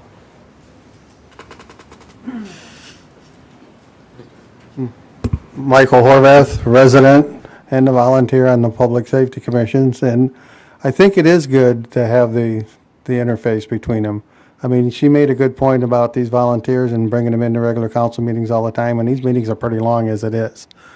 So, you know, there is some communication from the minutes and everything else, but I think the liaisons, and some of them, you know, they can be appointed as a commissioner too, right, if they put in and do all the stuff, or just be a liaison. So I think that's a good interface to continue and have defined. Thank you. Yeah, that wasn't too bad, was it? Okay, not seeing anyone else approach. Clerk, call the roll. Councilpersons Higgins, Yes. Parkinson, Yes. Breeding, Yes. Kelsey, Yes. Ross, Yes. Salcido, Yes. and Mayor Carnes. Yes.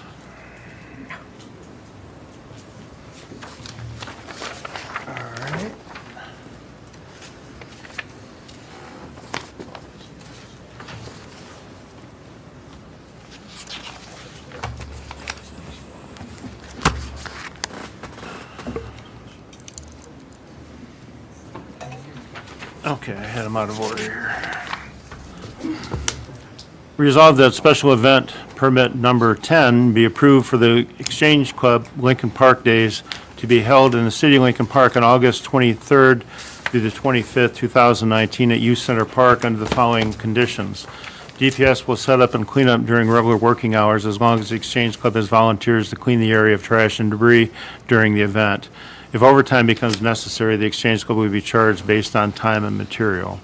Application fee paid, application insurance filed, cost recovery to be paid after the event. And cost, okay. Support. Oh, sorry. Okay, discussion? Clerk, call the roll. Councilpersons Breeding, Yes. Higgins, Yes. Kelsey, Yes. Parkinson, Yes. Ross, Yes. Salcido, Yes. and Mayor Carnes. Yes. Yay. Mayor wanted to move on, but So, sorry. All right. I'm good.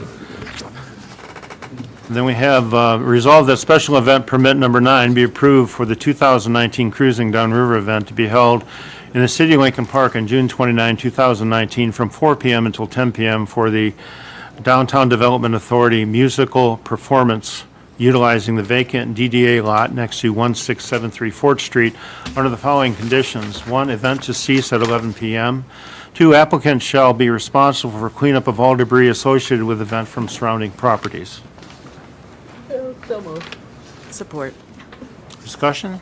I have a question, Your Honor. The city usually puts on musical events at the band show or the Kennedy Memorial property. Will the city be putting on, with the DDA doing it at the same time, or will it be at separate times? Well, I understand that there's a full day of music that's going on at the band show on the 28th. Am I correct? 29.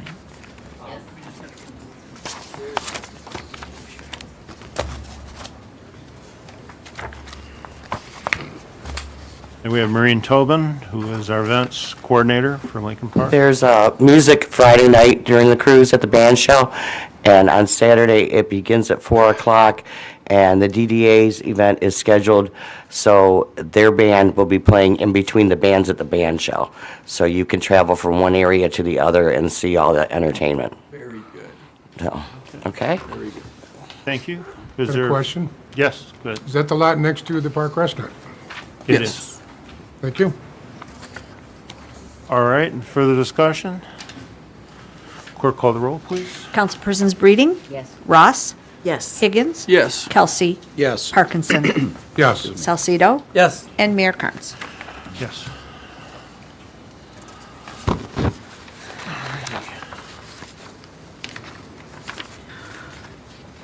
Resolved that accounts and claims payable for those items greater than $25,000 be approved as follows. District Court, June 2019 payment, $49,059.34. April 2019 MIDC expenses, $13,930.98, for a total for the 25th District Court of $62,990.32. Great Lakes Water Authority, April 2019 water, $189,558.31. City of Riverview, April 2019 dumping service, $30,243.27. So moved. Support? Discussion? Clerk, call the roll. Council, Oh, go ahead. Sorry. It looks like the amount's too small. Isn't there more in the check request than the amount that's on my page? I mean, we pay a lot of bills. I got like 10 pages of checks, and I got just a couple. I mean, I'm just asking. I'm just looking at this. It looks too small. It looks like not enough entries. Or am I wrong? These are only the ones that are 25,000. What's over Oh, 25,000? I'm sorry. I'm sorry. I apologize. Okay. It looked just looked too small. It looks like we're Yeah. making money. Further He's not discussion? paying out a lot of money. For a change. Yeah. Clerk, call the roll, please. Councilpersons Kelsey? Yes. Higgins? Yes. Breeding? Yes. Parkinson? Yes. Ross? Yes. Salcido? Yes. And Mayor Carnes. Yes. Reached the time for the city manager's report. Mr. Copler? Thank you, Mr. Mayor. Good evening, everyone. Had a few items for your consideration. The first one came to me earlier today. Our DPS Director, John Kazoo, attended a meeting regarding some work that's going to be done on Southfield. The state will be doing sectioning on Southfield between Lafayette and Porter starting June 17th through August 9th. And they will be starting in the southbound lane and then the northbound lanes. Oh, so after school, then? Yes. Okay. Hopefully between school. So you have that to look forward to starting June 17th, It's good news. unless you're driving. Is it matching funds? I don't believe this is all, yeah. I need a helicopter to get to work.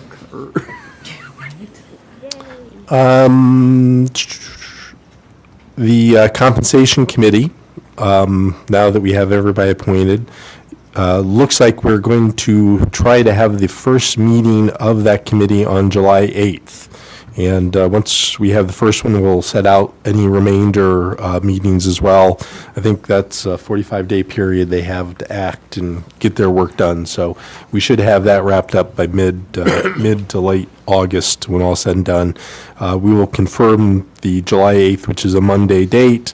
And as soon as we get the other dates, we'll confirm those with Mayor and Council as well. The assessing office, we now have the assessor on board as well as the assessing tech position. That position will start actually tomorrow morning. The assessor officially, with a unsigned contract, will get that signed tomorrow, hopefully, has already started today. And part of the employment agreement we put together with him states that he has to provide to us a month in advance what his time is for office here in Lincoln Park. And so the month of June, he's going to be working Mondays, Thursdays, and Fridays in the city. So I will provide everybody a copy of that as well, so you can see that, and every month as I get that, we'll update that with you as well. I am working still to finalize the joint agreement with the city of Melvindale. I hope to have that done, finalized tomorrow and in their hands for their review. We possibly could still have it for the next council meeting for your consideration, but I'll let you know that for sure after probably at the end of this week we'll know that. But again, there's not really a lot of surprises in that.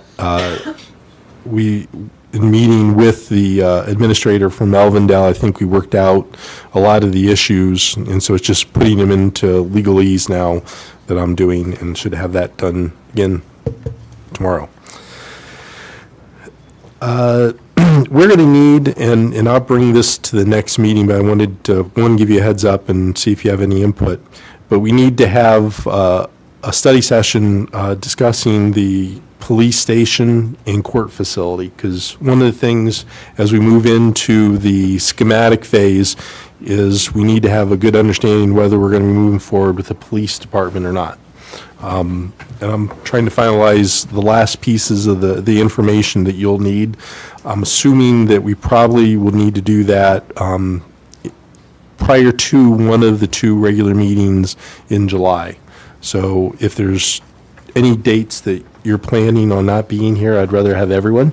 So let me know for the two meetings in July, which one isn't going to work for you, so I can try to get that scheduled. Because again, I'd like to follow knowing that it's the summer, and some of you like to escape the city for a little R&R.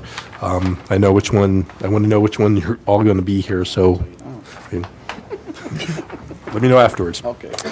And that is all I had for my formal report. If there's any questions, I'll try to answer those. Through the chair? Yes. Matt, what can you tell us as far as going back to the recycling? When can we expect to get our cans, and did we ever get the grant money for that? Did not, but we should be, the month of August is when the cans will be passed out. At least that's the last time I checked on it, is what that date is supposed to be. And there's a couple different reasons. I mean, one, there's a logistics issue, why it had to be pushed back to September 1st. And also just works better in lining it up with the contract, so it'll expire when the contract expires. And they had asked that we try to line it up with that. But I think that was more because of logistics, that they were adding more trucks for this, and so they had to place that order. And I think that's the thing that kind of pushed it into the September range. But again, we're moving forward with that, and we don't have a finalized agreement yet, but we should have that very soon. Through the chair, when we get to that, we're going to have to talk about then the cost being rolled in, because the other one was, I think we had two things. One if we had a grant and one if not. There was a substantial difference for the can, so that'll be talked about when you bring the information of where we stand at that point? Yeah. Okay. So the two costs we had, one was the city paying for the containers. The other one was the company putting the containers into the cost. And that was kind of the thought that we were going to go with, is that cost is rolled into the cost.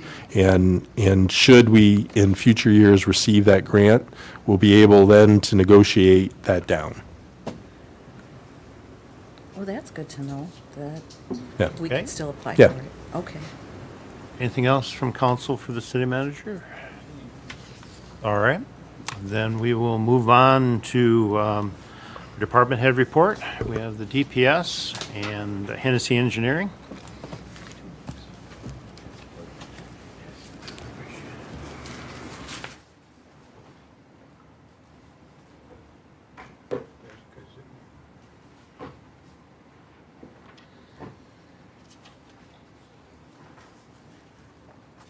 Good evening, Mayor and Council. John Kazoo, DPS Director. What I handed out to you is basically a report of the accomplishments between January and May of this year. Some of the accomplishments: the Streets and Parks Department has removed part of the Quant Park playscape, and it is in process of being replaced with a new one. Trash runs for the parks. We've got the trash containers out there, the picnic tables out there. We're presently picking up trash on Monday mornings and Friday mornings. The water department has repaired 36 water main breaks, 21 residential water service repairs. We've had 1,255 locations for utility markings under the MISDIG program. Some of the service requests through our department. City Hall had been 64, Courthouse 150, Fire Department 38, Library 42, Police Department 72, Senior Center / Band Shell 83, DPS and City Parks 125, Motor Pool minor repairs 180, major repairs 38, service calls such as oil changes 102, road calls 78. As far as the streets, we're doing that monthly. So far they've been swept twice this year. Street signs have been 900 replacements in the last, since January. Coal Patch Place, approximately 300 tons. We picked up 2 evictions for the Water and Sewer Department. We've had 452 citizen requests. Water shutoffs, we've had 57, and 31 of those have resulted of non-payment. Water main, or I should say water turn-ons, 73, and 24 of those are from non-payments. Catch basins cleaned out, 30 of them. Storm sewer jetted, over 24,000 feet. Sanitary service, or sanitary sewer jetted, over 52,000 feet. Next month, outlook, continue park maintenance, continue street striping, continue street sweeping. Sewer department will continue with their maintenance program and cammering more sanitary service leads. Significant challenges that we face. Vehicles parked on the street during posted times for no parking that are hindering the street sweeping for on garbage day. Sanitary sewer issues, water main break issues, rain event issues, and loss of manpower due to red tags that the water department has to go out and put on doors. That in and of itself for the water department eats up approximately 11 weeks with the water department every summer. Does anybody have any questions? I have a request. Yes, sir. When Emmons was redone, and I think this was last year, Yes, sir. at northbound Ferris at Emmons, as there's no, northbound Ferris, there's no parking at any time along that section. And the sign directly at that northeast corner had been removed during the road construction and never put back. So you have some people that are taking advantage of that in the fire lane. So it's the northeast corner of Ferris and Emmons, so it's northbound Ferris at Emmons, the northeast corner. Yellow brick home is the one that's on the corner. In front of the yellow brick home, you said? Yep. They're not the people that are violating, it's somebody that's down the block, but. Thank you. I have a question to the chair. Yes, sir, go Or, I've had several people asking about the wall at the Lions Park, the damage that's done to it. Can you give me an update or when something is going to be done about that, or? The last I talked to, I believe it was American Legion. Their scope was to take part of the wall down, make repairs the other part of the wall, also do some park improvements on other structures. I think they wanted to put a gazebo, and John Myers from Building Department would have more information on that, on the gazebo pad that is out there. But all of this was supposed to have been completed by the end of May. I know in there, we've had significant rain. So I don't know how that has impeded or backed up their schedule, or if in fact they're going to continue to do the work. That'd be the Lions, though, right? Yes, sir. Okay.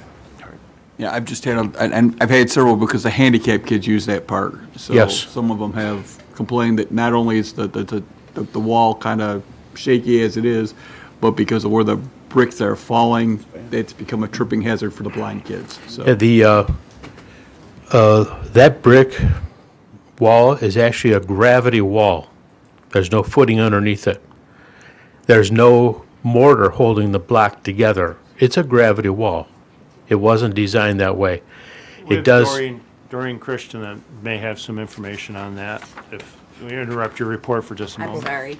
It's all right. I have spoken with Bob Quilico of the Lions Park, and we are meeting on Tuesday, and he's going to give me more direction on what he's planning on doing. But as he said, he believes he's going to remove that whole wall and put something else up because it just keeps falling down more and more. but he will give us more information when I meet with him on Tuesday. I mean Thursday, excuse me. And you'll forward that? As soon as we meet with him, I'll give you an update. Dennis and I he's going to give me one, and Dennis and I are meeting with him. He asked for it, and I believe it's at 2 o'clock. We're meeting on Thursday. So we'll go ahead and I'll send you an email out to everybody as soon as he tells me what he has in plan to do. There's only 2 of them left in the Lions Club that are doing all the work. So they do have ideas on what they want done, and they're going to bridge it to us, and then we'll go from there. Okay, thank you. Are there any other questions? Just through the chair, just a quick question. The loss of manpower due to red tags for water shutoffs and dig-ups, is that 2 people, 1 person, 3? How many people go to do that? It actually depends on the number of red tags. The first district that we did, I believe there were approximately, and Lisa may know greater than I, but I believe there were approximately 360 red tags that we had to physically go and put on doors. That particular day, we had 3 teams. Of those 3 teams that went out and put those red tags on the doors, and keep in mind, they have already received 3 letters about their, let's call it delinquent water payments. We went out, put a red tag on the door, and of those red tags, there are those that come in and make their payments on their water bills. Of the 349, I believe we had to turn off approximately 49, and of those 49 we had to turn off, we ended up with 4 physical dig-ups, that we had to dig up the water service curb stop box because it was non-functional and replace it. That way we could physically turn the home off. Now, that's approximately 1 district. We go through 7 districts. Now we go through all 7 districts a second time. Would that be, through the chair, would that be like 1 person, 2 persons going? You had 3 teams, is that just like? It's 2 Just curious how many people. John. It's 2 people per team. Okay, that's. And the reason for that is trying to locate the, just the volume of getting the tags out there. So we always send people out in teams of 2. Okay. Thank you, appreciate it. That's all. Question for Yes, John. go ahead. John? Yes, Do you ma'am. have any idea when they're going to cut the grass again on Dix between London and Champaign? By I-75, it's pitiful. No, I don't, but I can certainly ask Wayne County, try to find out. Okay. Because again, just like our parks, I don't know how the rain has affected their schedule. Okay. I'd appreciate it. You're gonna lose a kid in there. All right. Chair? And then, yes, but You might want to call Ola Vargas. She's taken care of that the last few years for us. According to John Meyer, man, John, you're the man tonight. He said that they were cutting it today. Oh, that was fast. Thank you, John. Man, I can tell you, bring it up and it's fixed. Good job, John. all righty. Point of information, if I could, though, that's just the county's part, not the state, because they if you look down there, because I drove down there, they cut half and the other half's not done, just so you know, it's not completely done. Thank you. All right, anything further for Mr. Kazoo? Now we have Jim from Hennessy.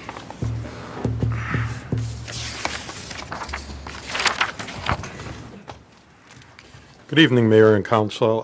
Jim Hollinsworth from Hennessy Engineers. I'll just go through the projects that we're working on for the city of Lincoln Park. You may recall that 3 years ago, we received a $2 million grant in order to study the sanitary sewer system. We're currently on phase 3 of that study, which is the northwest corner of the city, which includes north of Southfield, between Porter and Frank. So we're doing cleaning and televising of the sewers there. We're also continually doing flow monitoring throughout the city in the sanitary sewer system. We're putting together the GIS system. That's an ongoing project. And we'll have an asset management plan put together, which is due to the MDEQ, which is now Eagle. That's due November 30th of this year. So we'll have that done. You mentioned Emmons Avenue. They are working right now on the punch list items, so I'll make sure that our office is aware of the sign that's missing there, and we get that replaced. So thank you for bringing that to our attention.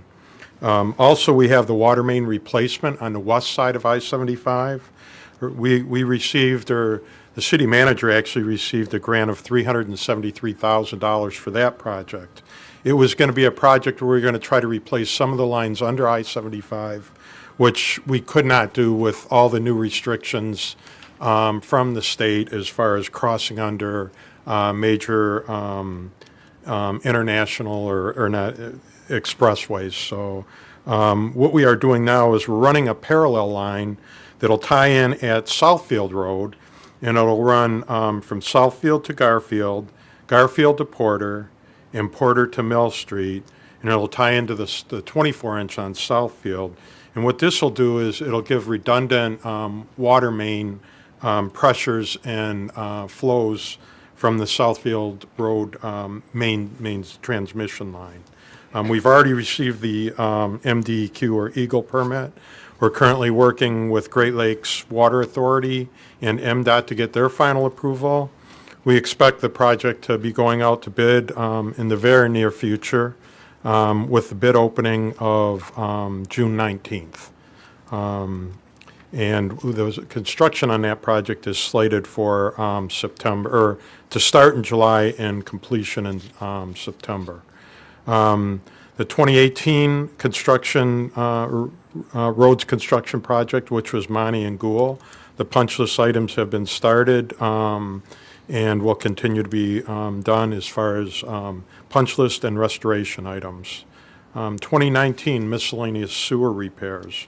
This involves replacing missing and failed bulkheads within the city's sanitary sewer system to keep stormwater out of the system. So HMC has begun replacing the bulkheads last week. We've also, during the sewer, the SAW grant that I referred to earlier, as part of the cleaning and televising, we found 9 locations throughout the area that are in need of, like where we have sewer collapses or major sewer issues. Those have been identified, and that is also part of the project that HMC will be working on as far as sewer repairs. The homeowners that will be affected by that project have been notified by hand-delivered notes. The River Drive reconstruction, that's an FAC project, and that's from Emmons to Fort Street Boulevard. That's reconstruction of River Drive from Emmons to Fort Street Boulevard. 81.85% of that construction costs are paid through by Wayne County, and that's through a grant program there. The program is, the construction for that is scheduled for 2020. We've done the topographical survey, and we're working on the design for that. It is expected to be submitted to MDOT for their approval in August or September of this month, or of this year. Lafayette Avenue intersection improvements. That project is, the construction is ongoing. The contractor began placing concrete, the concrete pavement and storm sewer in that on the easterly half of those intersections on Lafayette. And once that's completed, we'll move on to the westerly sections of Lafayette. 2019 road reconstruction program. This is the Act 51 money. The roads scheduled for this would be Howard from Old Outer Drive to Ford Boulevard, New York Avenue from Helen to Hazel. Projects the project was bid with HMC as the low bidder and GV Cement being the second low bidder. We will be presenting a recommendation for award for this project at the June 17th meeting for your consideration. Once approved, we expect construction to begin in July of 2019. The 2019 asphalt resurfacing program, this again is Act 51 money. This project involves asphalt resurfacing of the following streets: Wilson from Russell to Monty, Lafayette from Champaign to Southfield, Champaign from Fort Street to Ford Park, Buckingham Avenue from Dix to Porter. Milling of Lafayette and Champaign has taken place last Thursday, so now they'll be working on doing the concrete sectioning replacements, and then they'll move forward to doing the pavement, or the actual resurfacing of that road. Once that's completed, we'll be moving on to Mill and Buckingham. So now moving on to 2019 concrete sectioning program. This again is Act 51 money. The roads involved in this one will be Chandler Avenue from Seacott to Monty, Ford Park from Council to Monty, Euclid from Dix to Frank, Fellamine from Dix to Riopelle, Cleveland from Ferris to Wilson, Stewart from Lafayette to Fort Park, Emmons from Dix to Winchester, and Riverbank, Lafayette to Fort Street. The award was to Acadia Concrete Construction. Chandler, Fort Park, and Euclid have been marked for removals and have been saw cut already. Removals will begin this week with Chandler, and residents have been notified as well on that. We're expecting that construction on that to be about 2 months. The 2019 joint and crack sealing program was awarded to Schottler Construction. The pre-construction meeting will be taking place later in June with a July start on that project.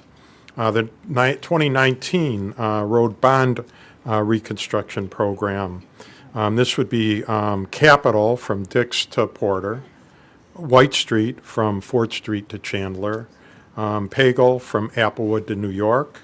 The project is currently out for bids. The bid opening is scheduled for June 5th, so that'll be this week. It'll be brought up to council for your consideration for the June 17th meeting, again with a July construction start date. The 2019 bond asphalt resurfacing program. The projects include Capitol from Fort to Ferris, Buckingham from Hazel to Dix, Ferris from Seacott to Monty, New York Avenue from Ferris to Wilson, Garfield from Ferris to Wilson. Hutch Paving is expected to start that project within 2 weeks. The 2019 utility pavement repairs program. When we started it and put it out for bids, we had 85 locations. We're currently up to or even surpassed 100 locations at this point. These are utility repairs and that. All locations have been marked for removal at this point. HMC will begin removals on that tomorrow. The locations of the work in Fort Street, which is a separate permit, we're working with MDOT on that right now, and it's currently slated for June 21st through June 23rd upon receiving approval from MDOT. The SRF project plan for sewer rehabilitation. Next meeting, June 17th, we'll have a public hearing on that. The project plan will be due to Eagle June 29th. The project priority list will be selected in August of 2019, so that at that point we'll have a good idea of when we could expect the project to be a funded project by the MDEQ, or Eagle as it's known now. This work was based on results from the first 2 phases of the SAW grant that we've done in the past. So there will also be some sewer lining projects for severe defects. The project is expected to be about $2.5 million. And again, this will be up for SRF loan.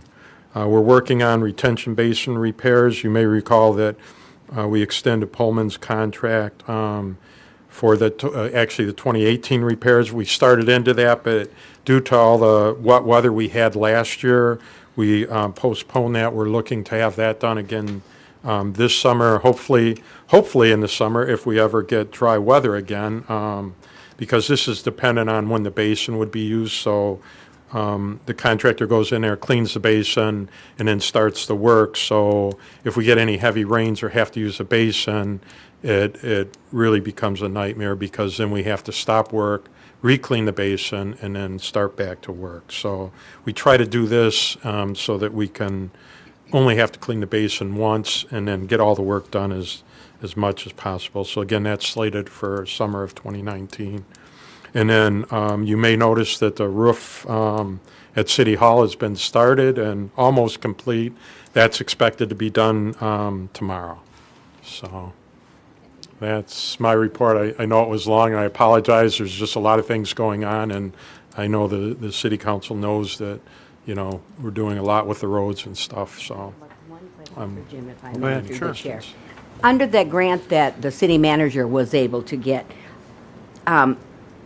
we're not having to go underneath I-75. Will this increase the water pressure for the Bailey subdivision that the fire department had so much trouble getting it, or they're Yes, not connected?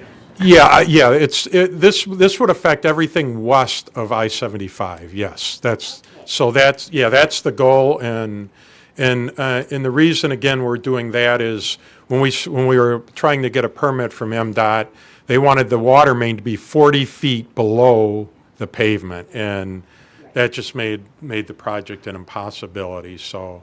But this should be really good. We're tying into a 24-inch sewer, or water main, not a sewer, a water main on Southfield Road, so this should increase the pressures and the flows in that area. It's been years since it was brought to mayor and council's attention about the Bailey subdivision and everything else, so I'm Yep. glad we're working on it now. Thank you. You're welcome. Very good. Okay, hearing nothing else, thank you. Thank you. Thank you, Jim. At which point we will open up for citizen communications. Seeing none?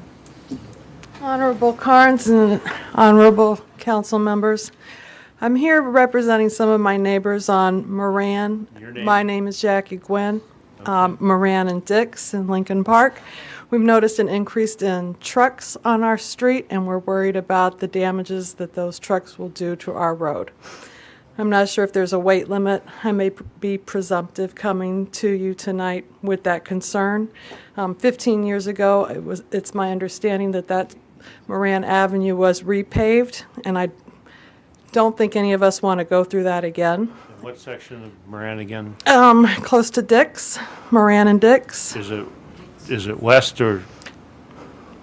Is it west? West. It's so, okay, so from Dix to our west limits, city limits, is where the truck traffic is coming in? We believe it might be with the work at the school that's going on. I have a neighbor with me. She's a little bit more informed than me. Okay, well, we have our Deputy Chief of Police here. Chief, Thank you. could you check for increased truck traffic on Dix, which would be, on Moran, I'm sorry. Moran from Dix to our west limits? And it possibly may be related to the school construction, and if it is so, they need to be directed to take other routes. If you could,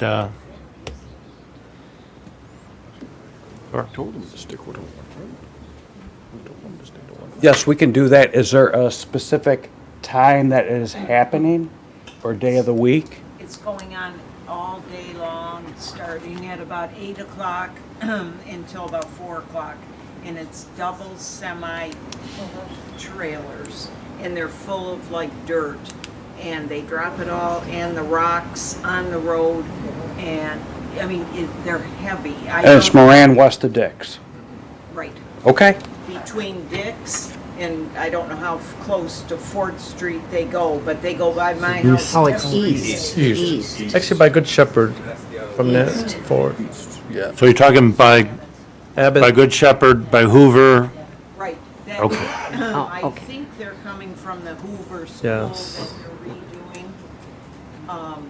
But you know, our road is halfway decent, but we do got some holes in it right now. If they would go down one of our roads that are already in bad shape, instead of ruining something that's halfway, you know what I mean? If it's one that's gonna be repaved or something. Okay. Chief, would you investigate with the construction crew that's over there and find out what the route of traffic is supposed to be? Yes. Okay. Thank you. Thank you. Did you have anything else, ma'am? All right. Next, please.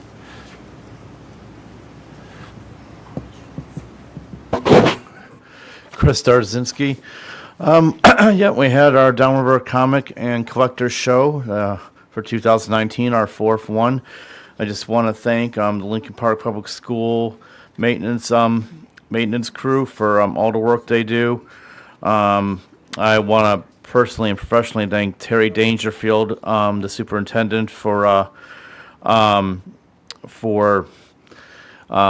it's brought to my attention before by other residents, the flow of information. And 4 years ago when I went to Terry as a councilman and said, I'd like to work on community events with you that benefit the entire city, between me and our volunteers in the school district, and he was on board. And so there's a flow of information. So anytime I can help Terry out with information he needs to get out to the city, I'm happy to do that. But let me tell you, the information I give Terry to get out onto the school Facebook page and all that is, the relationship is tenfold back towards him. So Terry Dangerfield never fails to help us get out information regarding everything. Thank you, DPS. Thank you, VFW Post 552 for coming through at the last minute with 4 tables. Thank you, Mike Higgins, Joe Pulford, Jimmy Cargill, Jen Smith, the high school kids that volunteered, Cherie Conensella, Walt, Tony, and anybody. Todd Galley. Todd Galley does a lot of work on the website. 6-7 months of work he does.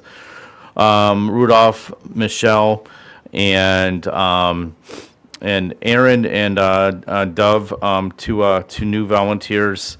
A lot of work, and foot traffic was about the same as last year. I of course wish it would have been 3 times as much, but we will continue to grow that event and make it one of the shining jewels of Lincoln Park and all of Downriver. Had a meeting with myself and Andrea Fanwag, a new volunteer, and Pastors Gary and Crystal Chipling at Blessed Hope Church, and the Crossroads Revival event. This will be like a Christian music version of the All-Day Jam, September 28th at the VFW. Of course, you'll be seeing the poster all over Facebook. And the proceeds from this event will benefit the food pantry at Blessed Hope Church. The need is extraordinary.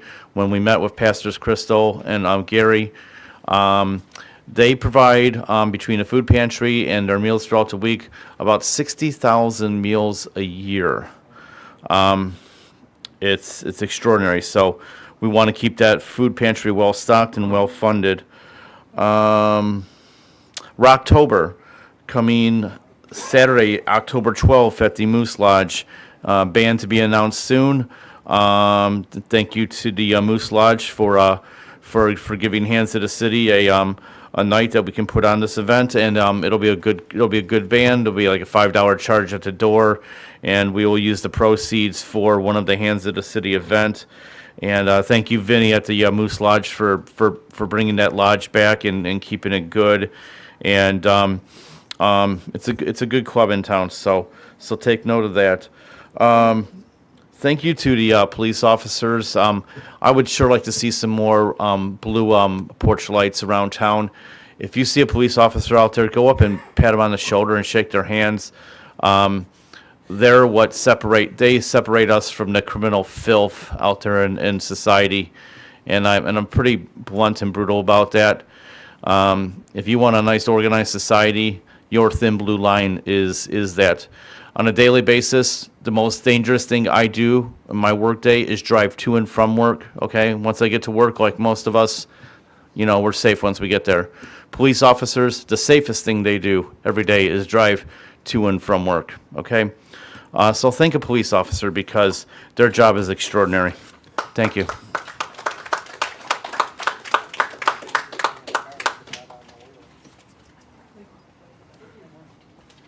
Hi, Joyce Murray, Lincoln Park resident. First, I do want to thank the police officers and the firefighters that came out to my house after the last council meeting and saved the 7 baby ducklings that were trapped in my sewer. So, thank you. It's not an emergency, but it's important, right? So I definitely let Chief Martin know. He received my pictures. And I had some questions. The homes that are going to be demolished, the property that's left over, does that stay with the person who owns the property? Does it now become the city? How does that work? Because I don't want it to get lost in translation. Like it seems like we had 1 or 2 parcels recently that were in the midst of a home being sold and we owned it, but we didn't know about it. So do we have a plan in place on what to do with those properties? Well, the property, and City Attorney, if you can help out with this, I think that it still remains theirs. That's right. We're just taking down the dangerous building part of that. That's So- correct, Your Honor. There were 2, if I recall, that we couldn't find a owner for, or nobody was responding, so that still stays with those people? As long as the taxes are up to date and everything falls in and it doesn't fall into foreclosure. Okay. All right. My next question is the bridge at Harrison into Wyandotte at Goddard. There is about 30 foot of debris just on the, what would it be, the west side of the bridge. I'm not sure if there's stuff stuck under the bridge. Is this going to be addressed, the July 13th cleanup that I know, like, was it E-Course is trying to do, but I'm not sure if they're just trying to do their portion of the creek or... That wouldn't do with the stuff that I think that you're talking about. But where it may come into is with FEMA does join in with us and we get remediation for all of our bridges as part of it. Because that's what we asked for, to have that inspected to see if any of our bridges were affected structurally about that and if we could get that remediated. Chief, would that be okay? So it would clean up all the plastic bottles and garbage, the 30-foot worth of garbage that's in the Well, creek? the garbage would be part of the cleanup. Okay. I agree. But that's actually in Wyandotte, though, now that that's moved over. So that section is Wyandotte? Yeah, but Okay. I'm sure that since it borders us, it's something that we take a look at when we go. Okay. And my next question is, since we have the new playground set at Quant Park, and recently there was some pictures on Facebook of, I believe it's Maple Park, where it has been spray painted. There were ladies' panty liners like stuck on the playscape. Just, it looks really bad. With the summer coming up, there's going to be a lot of not only children's activity at the parks, but also blight at these parks. Is there any way to try to get some increased police presence around the parks to try to help combat that? I mean, I know that they're stretched as it is, but if we want people to be able to use our parks, we have to police our parks too. When in the past, they would use the reserve officers to do park patrol, and with coming months, Chief, I don't know if you're going to resume reserve park patrols. Is that going to be available? Getting his steps in here.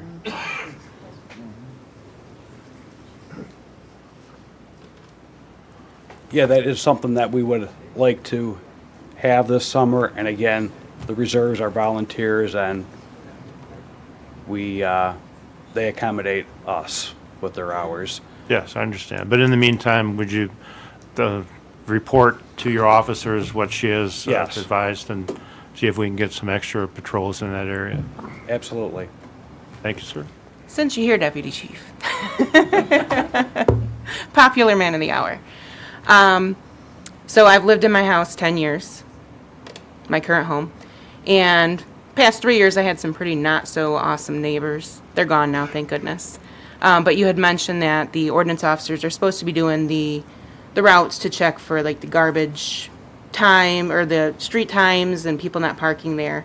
Never once on my block have I seen a police officer drive down during those times. And they used to park in front of my house, which would stop the garbage people from picking up, and it prevents DPS, as we heard earlier. John said that's an impediment of him. So I was just wondering Get if to the question so that, because the that's time is gonna be- actually up. If that's going to be something that you're going to be looking into too, is trying to make sure that that's a priority. With summer, trying to get the street sweeping done, and it affects my garbage from getting picked up when people park in front of my house. Anytime that they're there, call us, and then Central Dispatch will send a car out there to, But they're Remedy the problem. officers, that you have the people that are doing the routes, right? right. Okay. Should be. Well, but then again, as in any other violation, if you see it, you need to report it. And if that's the case, then bring it, everybody's stretched to the limits, it seems. So the best way to do would be to bring it to their attention, and then they'll send somebody out for that. Thank you. Okay. Anyone else?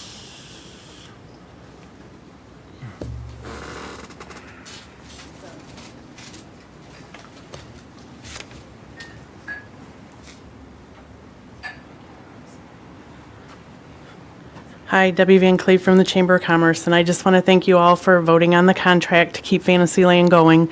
And so I have some elves back here that have a gift for all of you.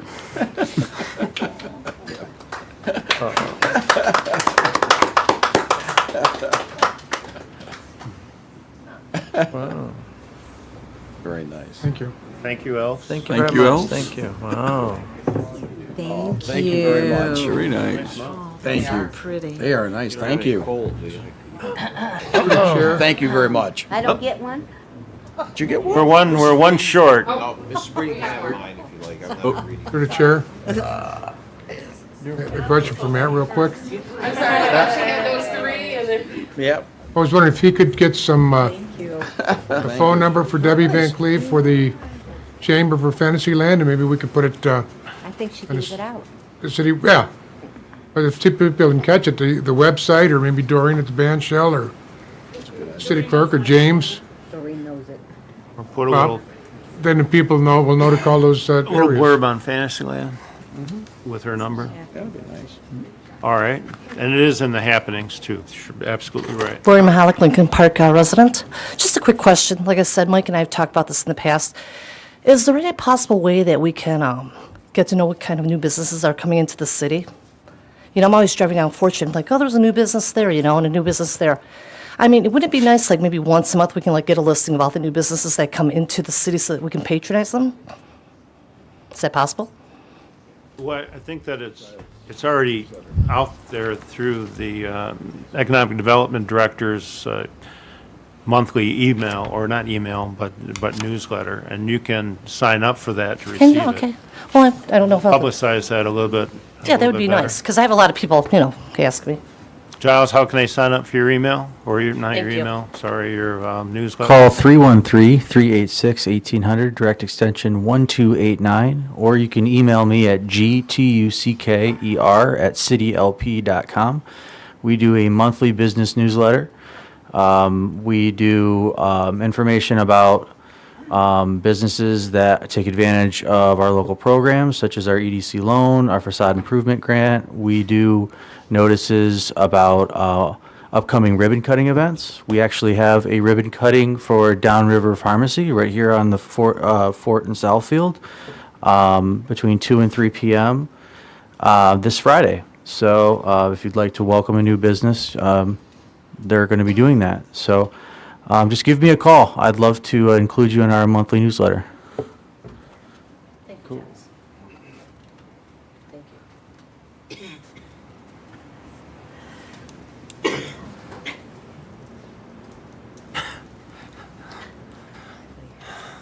Mike Horvath, resident of the city of Lincoln Park. Just one quick reminder for everybody, you know, it's summer, people are out, kids are out from school. Please pay attention when you're driving, never distracted driving. because the car always wins. The person always loses. So I thought I'd do a reminder. There's everybody out and about, running around. Please, please, please be careful driving. Thank you.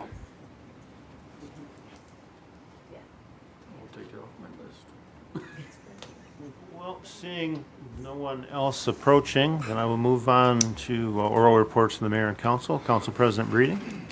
I just have a comment. I was very surprised and pleased that there were so many people at this carnival over the weekend. I don't know how the word got out, but it was just like, I mean, lines and lines of people at the different rides and everything else. So I was very surprised to have a pop-up carnival and have it so well attended. So that's all that I have tonight. Councilman Salcido. Good evening, residents of Lincoln Park. I have a few items, so bear with me. Speaking of new business, I recently visited Just One Resale Shop. It's going to be open up on 3521 4th Street. It's actually open right now. Hours are from 12 to 3. They're on 4th Street between Liberty and New York. And they're going to have a grand opening on July 6th, just so you know. They're going to have food and beverages there. They're going to have like liquidated merchandise, overstock items, shelf pulls, and also some new items too for you. So stop in there. I've been there twice, talked to the owner. He owns the 2 buildings there. He's going to try to open up the other one also. So anyway, also, I had a new battery installed on my Timex watch of 30 years at Celebrity Silver on 4th Street in Moran and 4th Street. Todd does batteries for $5 for your watch, for most watches. So very nice store. He's got sports memorabilia. He's got autograph stuff, guitars, and definitely check out his jewelry there at Celebrity Silver on 4th Street. Also, last Friday I had my propane grill tank filled at Baker's on 1300 Howard, right off Seacott. Lincoln Park's finest. You can get your tank filled right now till June 14th for only $9. $9, get your barbecue tank filled at Baker's. Stop in. Also, it's a busy week. Stopped off at the dog kennel last week also. If anybody knows of a veterinarian who's willing to stop in at any time just to check on the dogs that are there, that would be helpful. Of course, we're always taking donations of snacks for dogs and dog food. Please check that out. I was also at the farmer's market last week, this past Sunday. I know the crowds from the Michigan collection, or the comic collection, which I stopped in also. It was a very good crowd there, Chris. I was amazed the first time I've been in there, but just all the vendors. I bought a couple of items, Michigan glass for sure. I didn't want the state one. Also, a couple other things. Farmers Market, the Spring Fling, yes. Maureen put this on, I believe, in 9 days. And I know there may have been some hiccups and bumps along the road, but as Miss Breeding said, I was there from like 1 to 2, and around 1:30 there was crowds just coming in, and a couple people from work, where I work, came from other cities, and they had a good time with their kids and grandkids. So Maureen Tobin, please keep doing what you're doing. Also, next Saturday, the Junior Rails are having a 5K. I participated in this last year. I'm going to try to repeat and win in my age group again. And also, finally, my condolences to the Cross family. Mary graduated in 1980. I was 79. So I knew her pretty good. So my condolences to her family. And, Your Honor, that's all I have for tonight. The 5K, that's the school foundation run, is that, okay. For the Junior Rails, I believe, right? No? That's for the foundation. Is it Council Point Park on Saturday? Yes. Yeah, that's Thank you for the correction. the school foundation, just, I thought it said Junior Rails, but I have to Just look at saying. my T-shirt. there you go. Councilwoman Ross? Thank you, Your Honor.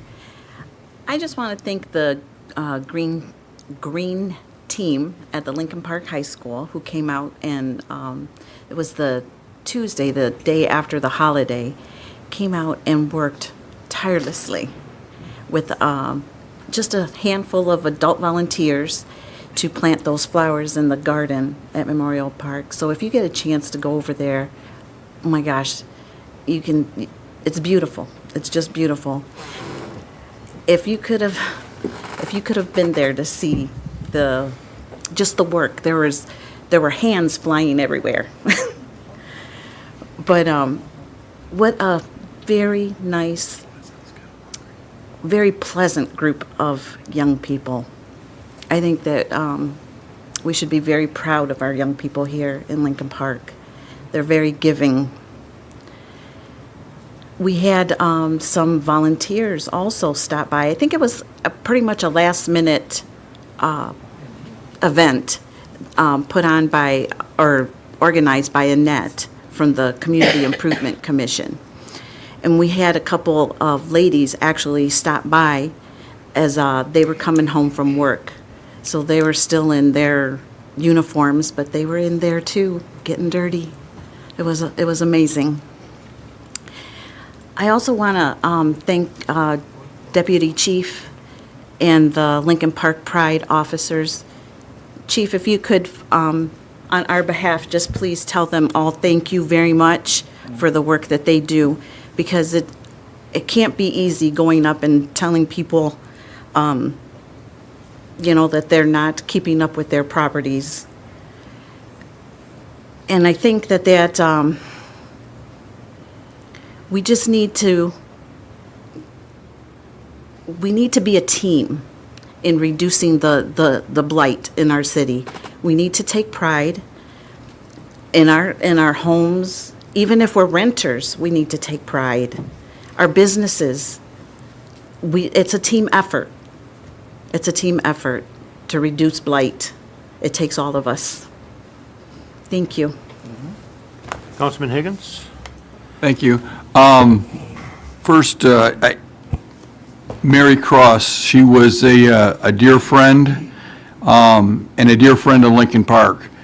She, as the mayor said, she was very much involved with the Michigan Missing, but she was also very involved in several other things in Lincoln Park, and she will be very well missed. Again, I went to school with her as well, and I've known her almost my whole life, and we will miss you, Mary, and we know that you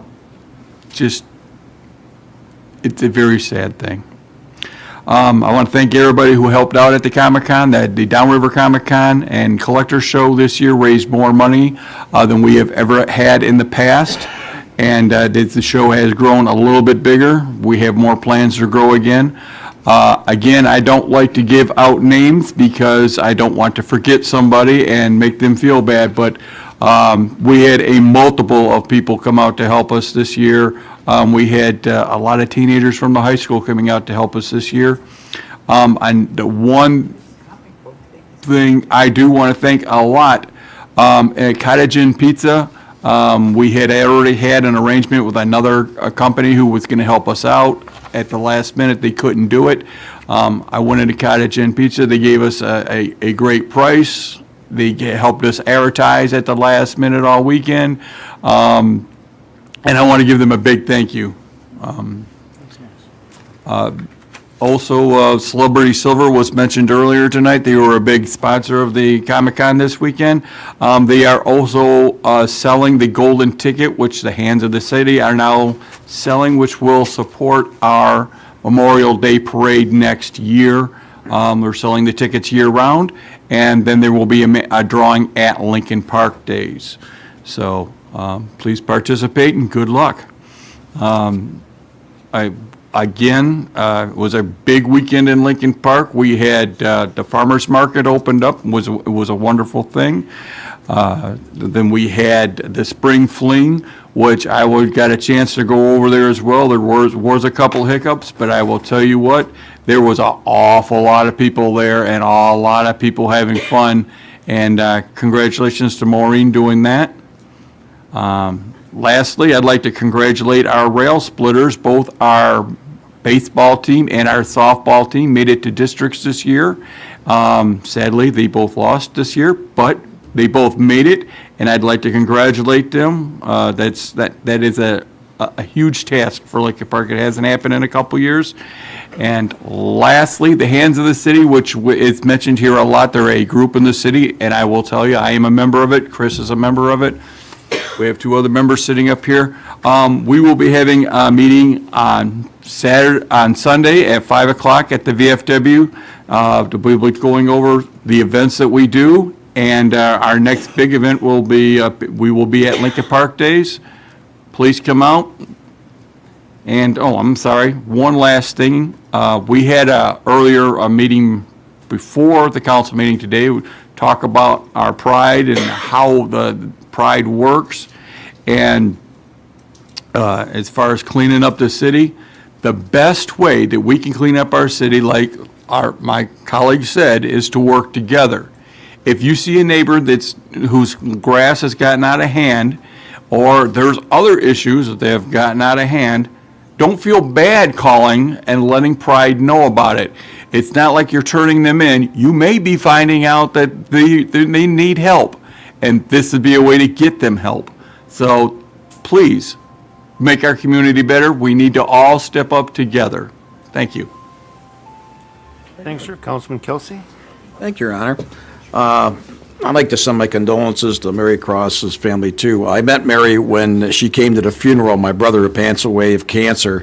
She knew him quite well, and I met her there, and I met her at a few other events, and she was a very nice person, and she was involved in the missing. That was her passion, and she was a very nice person. And I just met her a couple times, but she was a family friend because I guess she had known my brother for a long time, and somehow she'd know me when I went to the funeral. But in passing, it's sad to see her gone. She had a lot of passion for what she did.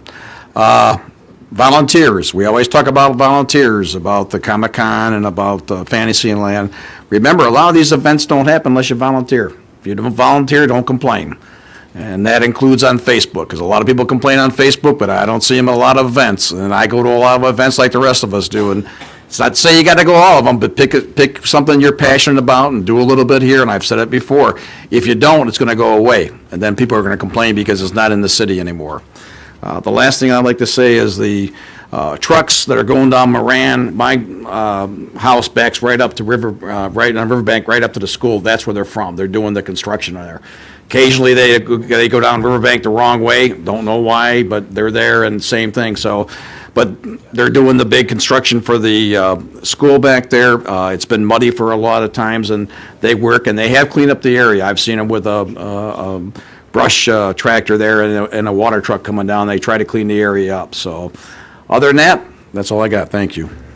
Thanks, sir. Councilman Parkinson. Thank you. Chief Martin, I'd like to thank you very much. I did hear the siren this Sunday. Yes, finally. During Maple Park, there was brought up the damage that was done down there. Do you know about this? I've been told about it. GPS has already cleaned it once. It's got hit again, and I was told about it today, and GPS has been informed, and they're sending something back out there. Okay, so it's just spray paint debris. It's not broken up or anything. We're not having conversations with the audience. You need to request that. We'll bring her up to the podium so everyone can hear, sir. As long as she knows, that's fine. Congratulations for Fantasyland. I know it takes a lot of time to build that. I know I built it a few times myself, and it's heartwarming. You get up there and build that, and when it's done, and you see everything that's there, I mean, it's fun. So anybody wants to volunteer, I think you should get a hold of you, Debbie. And that's about all I got tonight. Thank you, sir. About the Mary Cross, if those of you that are out there that would want to pay your respects, she is going to be at R.A. Alex's funeral home. Its services are tomorrow, so June 4th from 4 p.m. to 7 p.m., and I think the services start at 7 p.m. Now, another of our service organizations that hasn't been mentioned tonight yet, so we'll do that for the Lincoln Park Rotary. We'll be having a pancake breakfast on Saturday, June 15th from 9 a.m. to 1 p.m. It's going to be held at the Bethel Assembly Church at 2984 Fort Street, so 2984 Fort. And the proceeds will go to the Cops Care Program. So it's a wonderful benefit. And I guess our city manager is going to be making some pancakes that day, or possibility for that. Tickets are $10 for adults, and children 5 to 11, they're $5, and under under 5 is free, right? So that is a good thing. And as Councilman Salcido had said, the Lincoln Park Public School Educational Foundation is having their 4th annual 5K run. That'll be this coming Saturday. I think kickoff is at 9 o'clock in the morning to start. There's still opportunity for you to register there if you would like to partake, but I'd come a little bit before 9 o'clock. There'll be a lot of school groups that are running, so it should be entertaining to watch too. And with that, I'll entertain a motion to adjourn. So moved. Support. Clerk, call the roll. Councilperson Salcido? Yes. Higgins? Yes. Reading? Yes. Kelsey? Yes. Parkinson? Yes. Ross? Yes. And Mayor Carnes? Yes.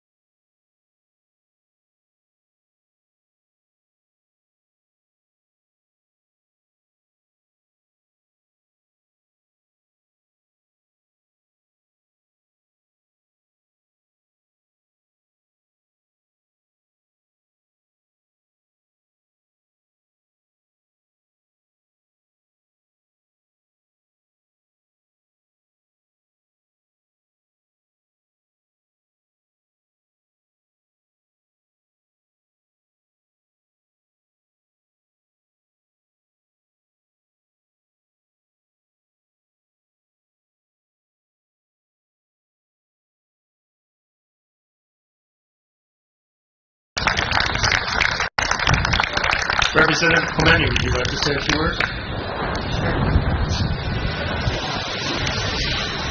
Good afternoon, everyone. I am so proud to be from this city and representing in the state, remembering people that have died